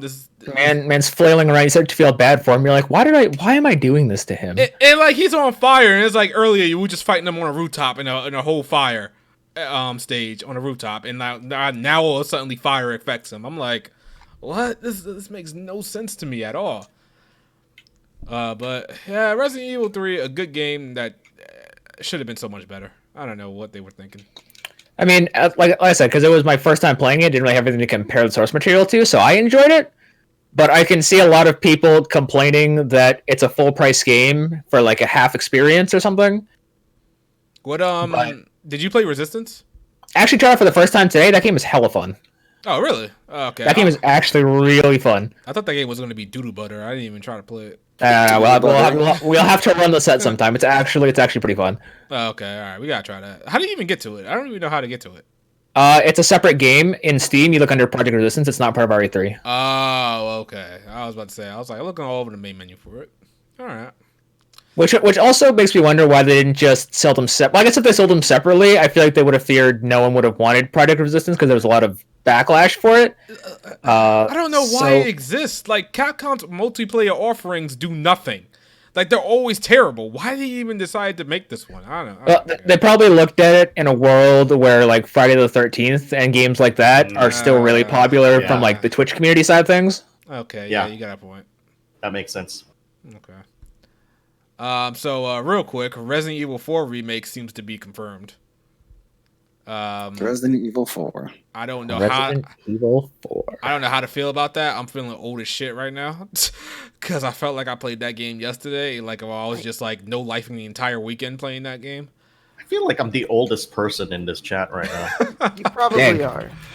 Wow. But I gotta say, RE4 doesn't need a remake. No, it's still good, still holds up. That's not to say 2 and 3 needed remixes. They're still good games, but you could see why they remade those games. With 4, it really does feel like they're just doing it just because RE right now is making the big bucks, and they just want to. They're on the money train right now. They don't want to hop off. They want to keep it choo going. So, but why didn't they just make Code Veronica X or Code Veronica, right? Resident Evil 0. 0 is 0. I think one's fine. But 0, 0 is. I feel 0 is boring as hell. It's super boring. I can't stand 0. Yeah. I think it's because of that progression of like 2, 3, now 4. Okay, so they want to keep it. Okay, that's just it's terrible. But Resident Evil. It's like you have to see it from like a marketing perspective. You can't, you can't see it from like the eyes of a fan because then you're not seeing it in terms of money like they are. You can't see it as someone who's educated on the series. All right. So yeah, that's Resident Evil. Resident Evil 4. It's too soon. Doesn't need it. But am I really going to defile this grave for money? Of course I am. But I'll definitely play it. Like, don't get me wrong. Absolutely. Yeah. It's just I feel like they can do more harm than good with this. Yeah, because they cut out so much stuff in Resident Evil 3. It kind of makes me wonder what they're going to cut out in Resident Evil 4. Yo, they take Leon out of the game. The fact that they have 2 years, you would assume that won't be the case, but this is Capcom. But that all depends on. They're also working on Resident Evil 8 as well. Yeah. Supposedly. Allegedly. Yeah. So if that comes out next year, and then technically, if these rumors are true, then Resident Evil 4 Remake would be on next gen consoles. Oh yeah, it's true. Yeah, it would be. So I mean, maybe. Oh, I don't know if they'd make like a new engine because the RE engine I think is actually really good. No, it's really good. It's breathtaking. My God, like I almost fell in love with this man Nikolai, just the way he looked. I'm like, God damn, the attention to detail. Bro, Nikolai's an asshole, but he could touch my asshole. Like, bro, Nikolai is. Wow. Like the attention to detail on his face is just ridiculous. I'm like, yo, this is so you're good. gonna say the attention to detail on his ass. My guy, I mean, an asshole, listen, but this dude can touch my asshole. No, like there's just something, yes, sir. Something about his accent. I just, sir. I mean, that's fine. By all means, that is fine by me. I just thought it was hilarious how enamored you were with him. I'm sure it was more than fine by you. You were ready to present your asshole to this dude. Pelvic's gonna write this down in her little journal diary, and now it's gonna be a fan fiction on in a week. Just wait. Dude, she's already drawn the hentai. It's already there. Just make sure you capture my good size. Okay. You're good. What? All right, moving on. He said side, not what you were side thinking. Or side? No, I definitely said size. But, yeah, okay, that's what I heard. I said, okay. Yo, alrighty. This podcast is fucking wild. Jesus Christ. Let's move on real quick. Let's talk about the PS5 controller. We ain't gotta spend too much time on this. It kind of looks like a boomerang. But there's actually the PS3 controller was a boomerang at one point. Oh yeah, that's the one I was thinking of. Yeah. The controller looks good to me. I don't see anything really wrong with it. I'm really glad they got rid of the light bar. I just think it looks awkward to hold.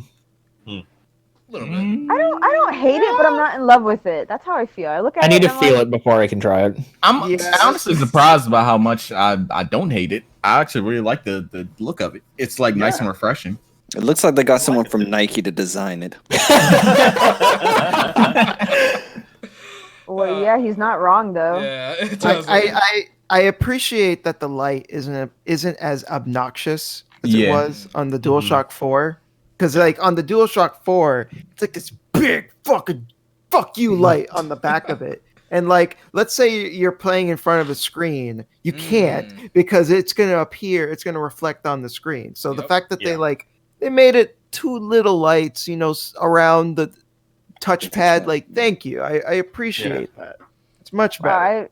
That's a complaint people have. I don't. How close are you guys to your screens? Oh my God. I was about to say. I mean, I was like, I've never heard that complaint before. I was like, this light's too strong for you. I kind of like playing. I like playing in the dark just because of that light. well, sometimes I use a DualShock 4 for my PC. So when I'm sitting at my computer, Oh yeah, okay, I see what you mean. Yeah, I have to play with the controller under my desk. Yeah. Okay. Like you're hiding it from your parents. Like, look no, at mom, it. I'm not playing my video games at 12 imagine if o'clock we- at midnight. Imagine if we had this back in the day. We get in trouble. Oh my Right? goodness. Yeah. It's even yeah. worse in games like GTA where when the police are on you, it flashes red and blue. That'd be interesting. Oh, it does that? Yeah, it does in GTA think it 5. does, yeah. When the police are on you, it'll flash red and blue. Oh Yeah. wow. I didn't know that. That's cool. I didn't know that interesting. either. I think in the Resident Evil 2 remake, when your health is low, it turns red as well. Yeah, it does. So some games actually use it. Most people don't. Well, It also happens when you're horny on main, so that means it always happens. Oh dang! Oh, you right? Just gonna expose us here. all I'm saying is about this controller, the battery life better be better. Better be Oh, yeah, quadruple PS4 Yeah. battery life. Better, yeah. At least, at the very least, it takes Type C USB, so it's going to charge yeah. faster. Yeah, Oh, okay. Oh, that's that's good. cool. Okay, that's good. Yeah. So I gotta say, we've all talked about like what it looks like. What do you guys think about the name DualSense? I feel like we're gonna go Sensual. Yeah, I was like, is this dildo? Like, let's just. Dual sense know? makes no sense. Like we had It's the Dual same Shock as 5. HD Rumble. It's like a fancy way of doing like. This isn't the Performing in the certain first time they tried to move away from DualShock. gonna- Remember PlayStation 3? They're like, forget DualShock 3.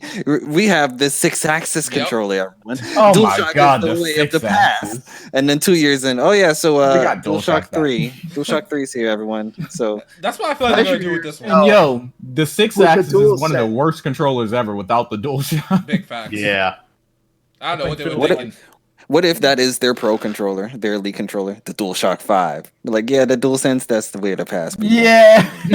Wow. DualShock 5. Plot Nobody, twist. here's the thing: Yeah. nobody calls it the DualShock.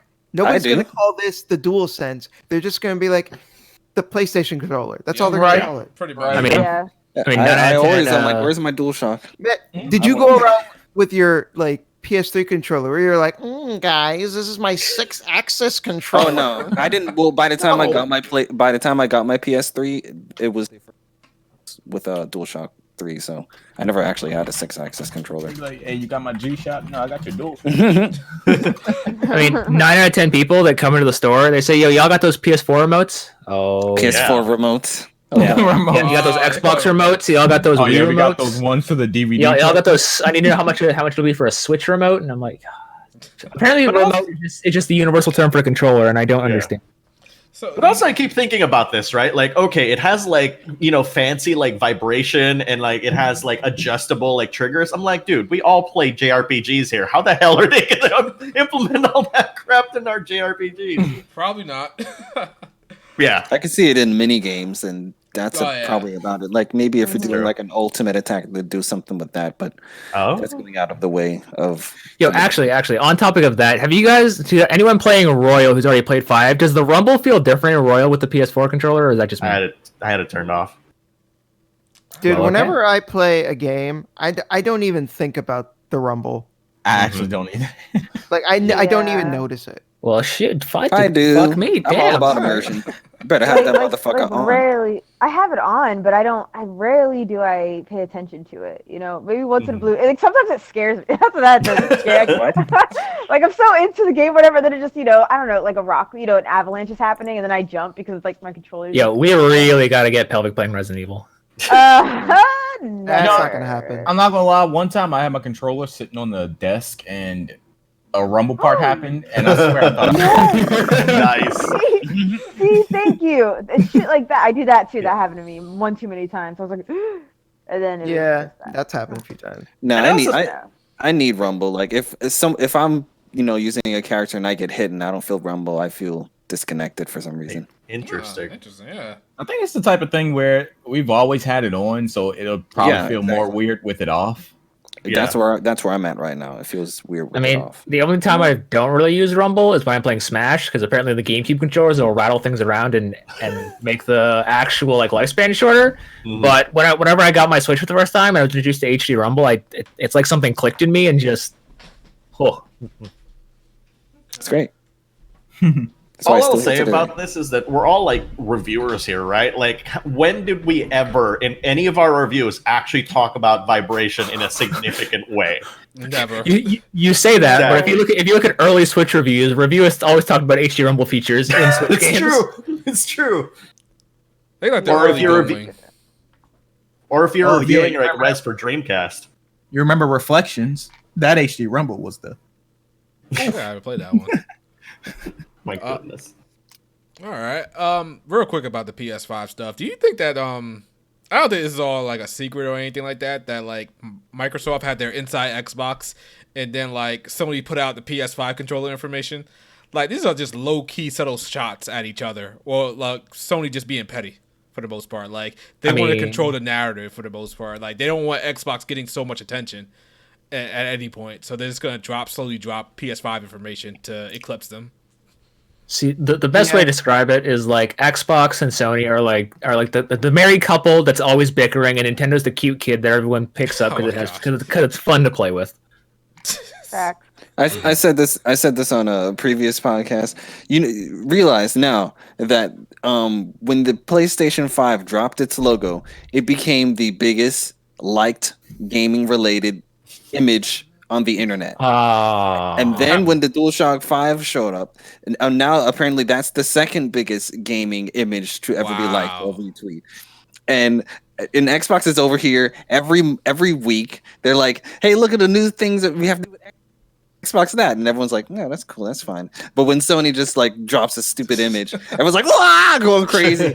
And I made the comparison. Got to bring it back to SpongeBob, baby. Well, you remember that episode of SpongeBob where Squidward's doing his best to get the crowd's attention? Yes! They're all just quiet. Okay. And then SpongeBob comes up to mop the tomatoes. Everyone starts clapping. And Squidward's like, what the hell's going on here? What the damn hell is SpongeBob this? is PlayStation and Squidward's Xbox. It's just sad. He's like he pokes SpongeBob out and they start clapping. He pokes his head out, nothing. Yo, you're gonna make a lot of Xbox fans mad at that. I'm just making an accurate comparison. That's what's going on right now. Yeah, and the crazy thing is that you kind of accurate, pretty right.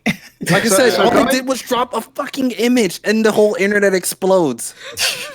Why? So going back to that analogy, does that make Microsoft like the shitty husband and like Sony is the wife? Oh man. Sony's the wife with big boobs that everyone wants to smash. Exactly. Oh my God. Sony is the MILF. That's crazy. And Xbox don't give it up every night. Also, can we please get different colors for this thing? Because every time I get a white controller, it's dirty in the week I get it. I've had my wife. What are you doing? Yeah, I don't know about that. What are you playing doing? in the mud. What are you playing in the mud? Like, Listen, y'all don't eat I don't know Cheetos about while you that. game? no. No. Oh my You know, God. we see what you eating while you gaming. He's like- I can believe it. Listen, You ever had one of your cousins over and you're like, okay, you let your cousin use a controller and then you get it back, it's all greasy? Yeah. Like, what the hell? So now you need your own control. That's Blake.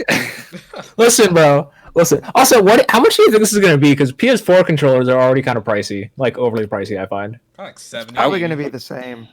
Yeah, I really think they're going to be $59.99. I'll be surprised if they push it, because I have actually been hearing people saying, oh yeah, this one around is going to be $69.99, but Yeah. How it's much is still gonna How much is a freaking Joy-Con? 7.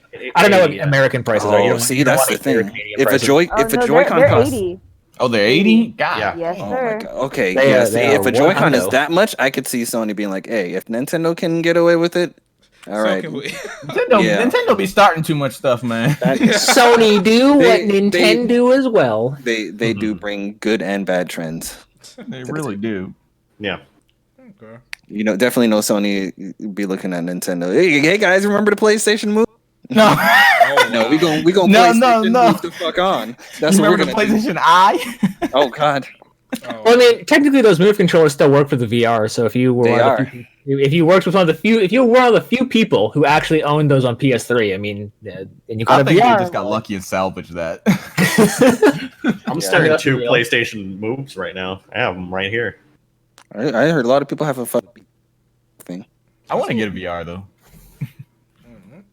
VR is fun. It is a great experience. Although Yeah. high key, I feel like more people own an Xbox than Move controllers. But anyway, All right, let's move on to our last topic. our one gotta go segment. Okay, for this one gotta go. All right, we don't hate nobody. Okay, we don't hate anybody. Oh my We don't God. want Notice to how go he to hasn't war. told. Notice how he hasn't I told. know. We don't want to He's go to like war with prefacing nobody. it. Like that's already Okay? making me nervous. All right, Damn. if you got a problem with anything that anybody says, just come at me. All right, come at me. I'm the guilty party for doing this. All right, I can take on anybody that comes my way. Okay. I swear to God, if there's any fall coming. Okay. So this is one gotta go worst fan base edition. Undertale. All right, so we got the Smash Bros fan base, the Final Fantasy fan base, and the Kingdom Hearts fan base. I'm gonna say Smash. I'm Why gonna you go hate Smash. Let's go around the room real quick. Souls, why are you saying Smash? All right, bro. So we got them harassing Sakura. We just don't do that. This man puts in way too much work, way too much hours. That's a no, man. Then we got we already know what type of fan art they be doing when they did the custom stage. Oh, God. Some crazy stuff. Well, we got Aqua's booty on fleek. It's fine. I mean, my there's God. some good, but there's also some bad. Yeah. What else? I mean, did I say more? I see Yeah, Mario. Well, you didn't mention the shower feces. thing, but Oh, that too. Oh, What see? happened? Whoa! What happened with the shower?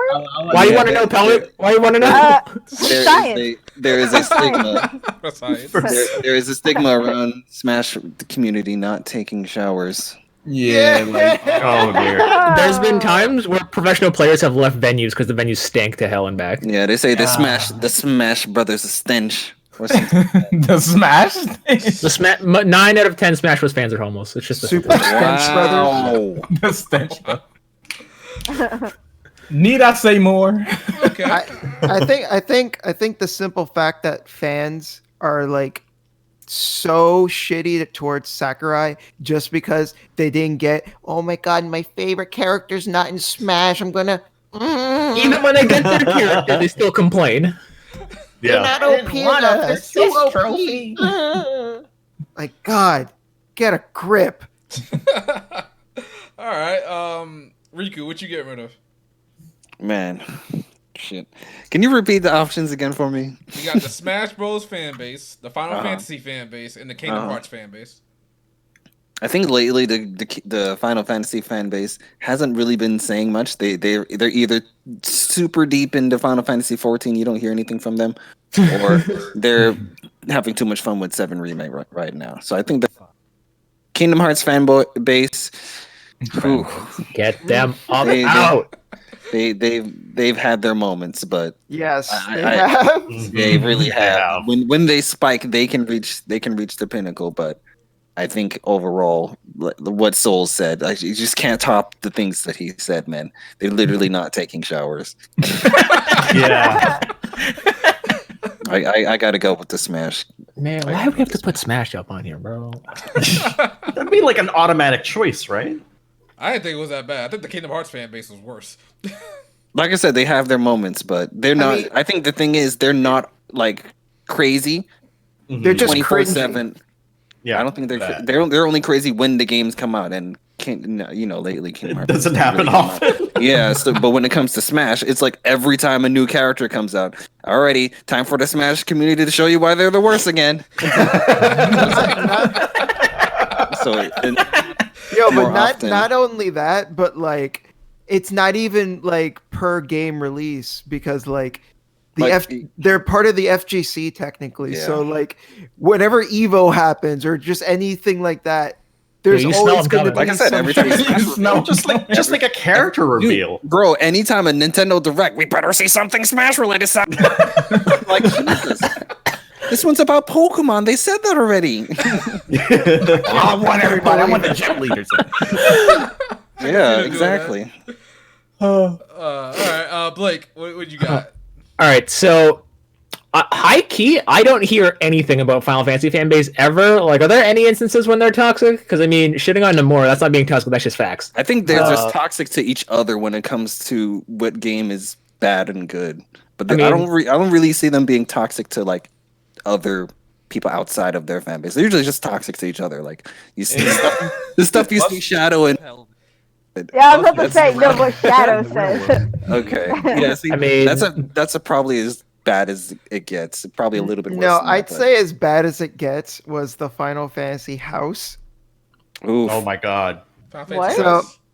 Yeah, okay. I'm not gonna go through the details, but just go look it up. Down the Rabbit Hole has a video about it. Just watch that. It's Okay. fucking crazy. It is out of this world. It is so Is it nuts. bad? Like, It's bad. It's pretty bad. I'm gonna It's watch pretty it. bad. Watch it. So what is it? Like, can you do a synopsis? Like, is it just people live Okay. together and it is Like the real world? fans. These are fans that believe that they are reincarnations Oh, of Final God. Fantasy God. characters. Yeah. Oh all my right, god. and I'm done. All right, Yeah. and say no more. All right, Are we checking out I got already. it. all of a sudden I'm just getting rid of Final checking Fantasy out. fan base, or Yeah, she's I'm already checking checking out. out. Yeah, by the I'm checking synopsis. out. Just watch this Yeah. video when you have a chance. It is so crazy. It's God, They're- they're shit genuine title, about like, it, oh too. my- yeah. They're genuine. This is not even like, oh yeah, we're kidding. We're just trying to get some views. No, they're genuine about it. Yeah. yes. so their personas are Final Fantasy characters. Yes. No, it's them. No, Oh. they believe. Yeah. that they Oh, are. He's like, yeah. no, bro, I'm Cloud. I'm Yeah. serious. Wow. I'm serious. Has there been instances where two people wanted to be the same person? Watch the video, man. There were No, instances. post the link. Post the link in our chat. Yeah, he did. I- he did. Okay. All Bro, right. they're just in-depth role playing, but anyway, They take it too far. and from what I've experienced from the FF fan base, I played 14. They were super chill. They're fine. The Smash fan base, I fuck the Smash fan base. I'd probably say Smash fan base, but I still don't think Smash Bros. Fan base is the worst fan base because I still think the Pokemon fan base is at that weird in between where the games are geared towards kids and the grown ass men who still play the game have an issue with that. So that it creates that disconnect. So I mean, I don't think Smash Bros. Is the most toxic. I mean, I think they smell toxic. I mean, Damn. I think that listen, if you go into Smash Bros. And you go into Smash Bros. With the mindset, this is Sakurai's game. I trust what he's going to do. And I am so excited to see what he's going to do. Listen, Arms is in Smash. We live in this world now. I hate this so much. Don't do it. But I'm not going to personally... Because whenever Sakurai does something I don't like, I'm just like, you know what? Someone will like that. Souls will like that. Despite the fact he still don't own the game. I don't need it. And so... I think people just... If getting the Smash fan base means Sakurai can live a better life, then hell yeah. But at the same time, the Kingdom Hearts fan base annoys the shit out of me because it didn't get like a 10 out of 10 through IGN, so they wanted to burn down IGN headquarters. I'm like, you can burn down IGN headquarters, just not over this. But and it seems like Kingdom Hearts is like fan bases, or the Kingdom Hearts fan base is a lot of like gatekeeping in terms of plot holes. Like they just kind of blindly follow Nomura. And when people praise Tetsuya Nomura's storytelling, I mean, maybe I've been hanging out with Bao too much. Maybe I've been hanging out with Bao too much, but I don't know. Am I the one that thinks Tetsuya Nomura's storytelling is kind of? It's kind It's of a hot mess. Yeah. Yeah, exactly. No, yeah, it's Say no totally more, Yeah, man. Totally. It's awful. I'm gonna say this again. Tetsuya Nomura is like the Tite Kubo of gaming. He's a very good artist. Very good. Nobody can take that away from him. But my guy, your story writing, can you just leave that to someone else? Please. Blake, just He just makes it up as he goes along. So Blake, what are you getting rid of, man? You know what?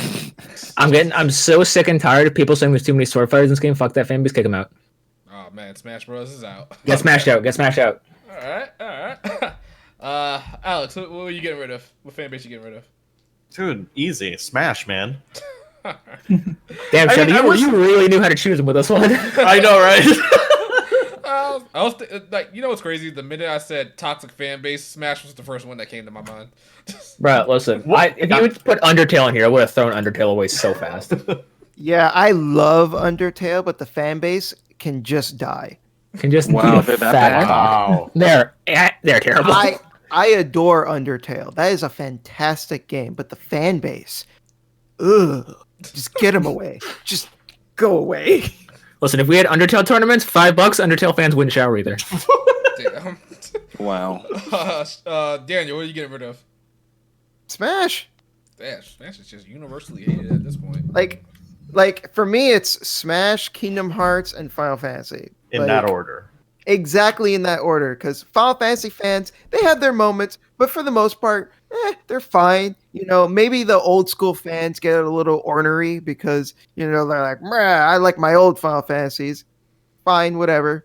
But like, Jesus Christ, Kingdom Hearts fans can be really cringy. Okay, all right. But I can deal with cringe. Smash fans? Fuck them. Jesus. Listen, bro. They're just Etika made that assholes. fan base great. Wait. I can deal with cringe. I'm not gonna deal with assholes. Wait a minute, Blake. Aren't you part of that fan base? The Smash fan base? Yeah, aren't you? I'm part of owning the game, and it's been my favorite game, but I don't do quick play because I might get rabies. Damn. Wow. Not trying to get coronavirus on quick play. Oh, Goddamn. Oh my gosh. You said the word weirdo. Yeah. I said T-virus. What you mean? You Pelvic. smelling like they got a virus. Pelvic. Damn. Wow. Did you catch it, my guy? God. I'm fine. Keep going. I'll mute. Put your arms up, bro. Pelvic, what are you getting rid of? Oh, definitely Smash Bros. You know, it's funny. At first, I was gonna say Kingdom Hearts, but then I was convinced Smash Bros. So I was like, oh, you know what? They Yes. do. At first, it was Kingdom Hearts, but I think Daniel's right. They're more cringy. Kingdom Hearts fans just irritate me because I think they blindly follow. Like, it's cool. I feel like if you just bring up their flaws, I think they get upset, and I'm just like, whoa. I like Kingdom Hearts. I like Kingdom Hearts. I also acknowledge that it's just batshit crazy and all over the place and really hard to follow the story. Darkness. I think they're Yeah. I think they're also balanced out by the really good Kingdom Hearts fans, like Super Butterbuns, who's like awesome. So like her positive energy like balances out like the fan base's like cringe shitty energy. I don't know if it balances out, but it definitely helps that positive side of it. It definitely gives a shine to the Like positive who can you side of it. point to that's like a cool Super Smash Brothers fan? Damn, dude. Your crickets. The one person that you mentioned is sadly no longer with us. Wow, Well, I mean, Shofu. Shofu's cool. yeah, Shofu's Yeah, cool. was cool. Sure, sure. Rogers Base. Yeah, really the whole Japan Time podcast. They're pretty Isn't cool. Shoki? I would say Shokyo's pretty cool. Yeah, he's pretty cool. Yeah, Shofu. Zero. But Zero. would you I say don't that- like Zero. Here's the thing: would you say that their positive energy outweighs the toxicity? I don't think there's any way to outweigh that toxicity. Like we need someone I to said, like. Like I said, every time a new Smash reveal happens, we are reminded why they are number one. Okay. We need someone to come and like die for the sins of that community to like let them like refresh or something. Man, this is unanimous. Yeah, I love it. Yeah. I really didn't think it was gonna be just one side. I honestly thought it was gonna be a real fight between Kingdom Hearts and Smash. Actually, I'm surprised you didn't put like Persona 5 because isn't the P5 community really toxic? We can't shit on my favorite game. Wow. Damn. Look at him go. Wow. Nah, Cowards. I didn't think it was worse than You don't the get to make the next Final one. Fantasy fan base. I'm not impartial. Yeah, I didn't think they were bad as a Final Fantasy fan base. They did come up because this whole thing came from a Discord discussion that I had on my Discord. I was asking people the worst fan base, and Final Fantasy came up a little bit more than Shin Megami Tensei and Persona fans. So I decided to opt Final Fantasy in there. I also think Undertale though would have been a good candidate because that was actually my first thought before you even said like the choices. My first Also, one was really said Undertale. Pokemon more than Smash. Pokemon also came up as well. Pokemon would have been another one because you cannot make these people happy. Holy shit! I'm gonna pick Smash Bros as well. Only for the Don't fact you just that love Smash? oh my god. Don't you just love the Smash fans? Yeah, they put up a very questionable stage in Smash Bros. Stage building.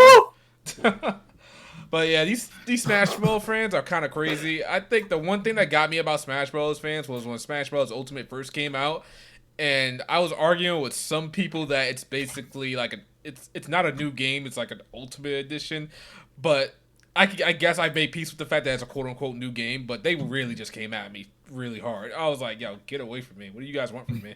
What do you guys want from my life? I'm just giving my opinions on this.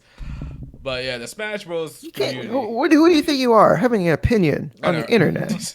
Wait, hold up, Jared. You say you were attacked for your opinion on Smash Bros? Yeah. Sounds about Well, see, the only thing I would attack you on is that you talk about Persona 5, this Persona that. They put Joker in the game, and you didn't even buy that, man. You own the game, and you did not even buy Joker. They have remixes of Beneath the Mask in Smash Bros, and you did not even give this man the time of day. I'm sorry, man. I just don't play Smash Bros like that. I can't justify it. Unless you want to run me in the bed or something like that, then I'll maybe download it. My guy, 10K right now. You even have 10K, my guy. 10K bells and Animal Crossing. Let's go. Oh my god, Animal Crossing. All right, that's our one. Gotta go. One final time in the chat. What's the worst fan base and which one has to go? Smash Bros, Final Fantasy, or the Kingdom Hearts fan base? Also, I put the picture Souls put in Discord. I put that in the chat for everyone to see, and everyone's asking me, "What the fuck?" No, that was Souls, guys. That wasn't me. Don't give me credit for that. I just had to make my point even clearer. All right. That's all the topics I got for this one. Let me see. Yeah, one gotta go fan base Falcom. Oh man, I don't think the Falcom fan base is that bad. The Falcom Hive. The Falcom Hive is very healthy and fine, okay? My guy. Wow. Falcom Hive is like freaking Hotel California. You drive by, they try to offer you a room, and they never let you leave.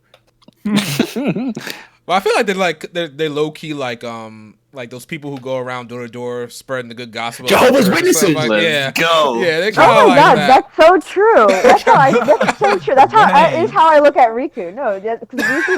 That is how you are, because Riku's trying to get me into Falcom, and I'm like, I mean, I don't have an issue. I don't take issue with Falcom. I'm like, all right. Like, I will get into it at some point in time in my life. But you know what I mean? He just talks it up so much. It's like, you need to play this. You need to be a part of this. It's okay. We got it all set out. We got this and that and here. I know. Shit for free.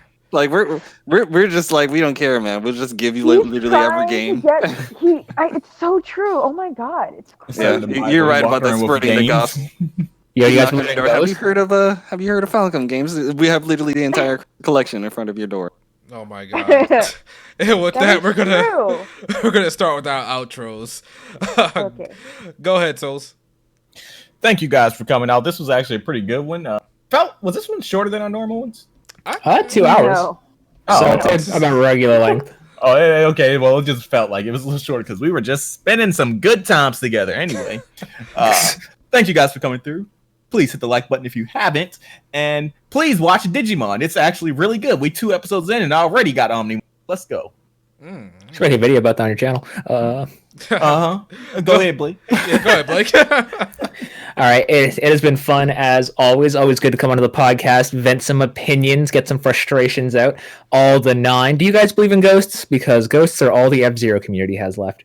Yeah, and we're gonna go ahead and get up out of here. Deuces. Riku? Riku-san won the only one here. That Cold Steel 4 comes out this year, and I'll be picking it up 4 times. One for my alternative account that I'll be sharing with my friends. The collector's edition, one time to get it early, and then a digital time for my main account. So you say you sharing? You sharing? We sharing with friends? Yes, I'll be also getting it for the Switch, and then I'll be giving that away on here, the HPMP podcast. Y'all better hit that like button. Hit that like button, guys. We're about to give away Cold Steel 4 for free, bro. Hit that like button. Come on now. Yeah, you guys love free. Let me down, man. I thought we were gonna get free Final Fantasy VII things from what's his face, right? If we got 100 likes on this podcast, so he said everybody would get it. So I hate to see it. I ain't getting none. I was talking about the Nintendo Switch version. We have 69 likes right now. 69. That's actually good. That's good. That is Nice. Yeah, not bad. Not bad. That's pretty good, but that's not 100. So, Dang. So no one gets Final Fantasy VII Remake. It's like you were. God. I honestly wanted it just to be like, you had to buy it. That's it. Just to be like, you had to. Bro, I would have taken everyone's addresses, everyone's PayPal information, bro. Would have had that. I would have had all this shipped out through Amazon. It would have been great. Whoa. Okay, go ahead, Pelvic, with your outro. Oh. Hi. Thanks for having me on the podcast. I totally drew a blank. Holy shit. I'm playing Animal Crossing and I was focusing on Tarantula. I'm sorry. But check me out. I do a lot of JRPG goodness, a lot of top fives, and a lot of reviews. Look forward to my review of Final Fantasy VIII coming out probably in May. It's going to be something, and I'm sure Shadow's going to love it and agree with everything I have to say on it. Oh man, So I know about that. I'm really, really excited. But yeah, thank you for having me on the podcast. All right, Daniel. Hey, thanks for having me back on. It's been a hot minute since I've been on the podcast, but it was good to be back. I've got some videos in the pipeline, so check out my channel, Shintai Reviews. I mean, Wait, where'd that name come from? What is Shintai? I mean, oh, you're Shintai. Okay, got it. I can't help it at this point. All of you are just gonna call me that, so I'm just gonna lean into it. Whatever. Just Everybody, remember what I said. I'm calling you. Just You're type it Danny Boy in. to me. Just type it in. You'll find me. Probably. All right. And Alex, go ahead, man, with your outro. Plug yourself and where they can find you. So funny thing, like Shadow and I have been trying to do a podcast together for like months. I remember like you messaging me like July last year, and I'm like, we've been trying to get this done for like a whole year, and I'm really happy to be here. Like, man, I had so much fun. But yeah, like so later this month, I am releasing a review for a game that you guys looks like in the chat already knows what the hell it's all about. And I do reviews. A lot of it is probably going to be like pre-released games. So like, I'll release like reviews like before games come out. Some of them probably going to be like, for like Devil Summoner, that kind of stuff. I love JRPGs as well, just as much as everybody who's in the show is. So thanks for having me, man. It was really a pleasure being here. No problem, man. No problem. Glad to have you. Alrighty. I think that's it. We out of here, guys. You guys know me, Shadow Elite. I'm gonna be having some content on the channel about Persona 5 Royal and Final Fantasy VII Remake. Gonna give my first impressions of that really soon. All right, we will see you guys hopefully in 2 weeks. Hit that like button. We out of here. Peace. Bye. Deuces. Peace. Laters.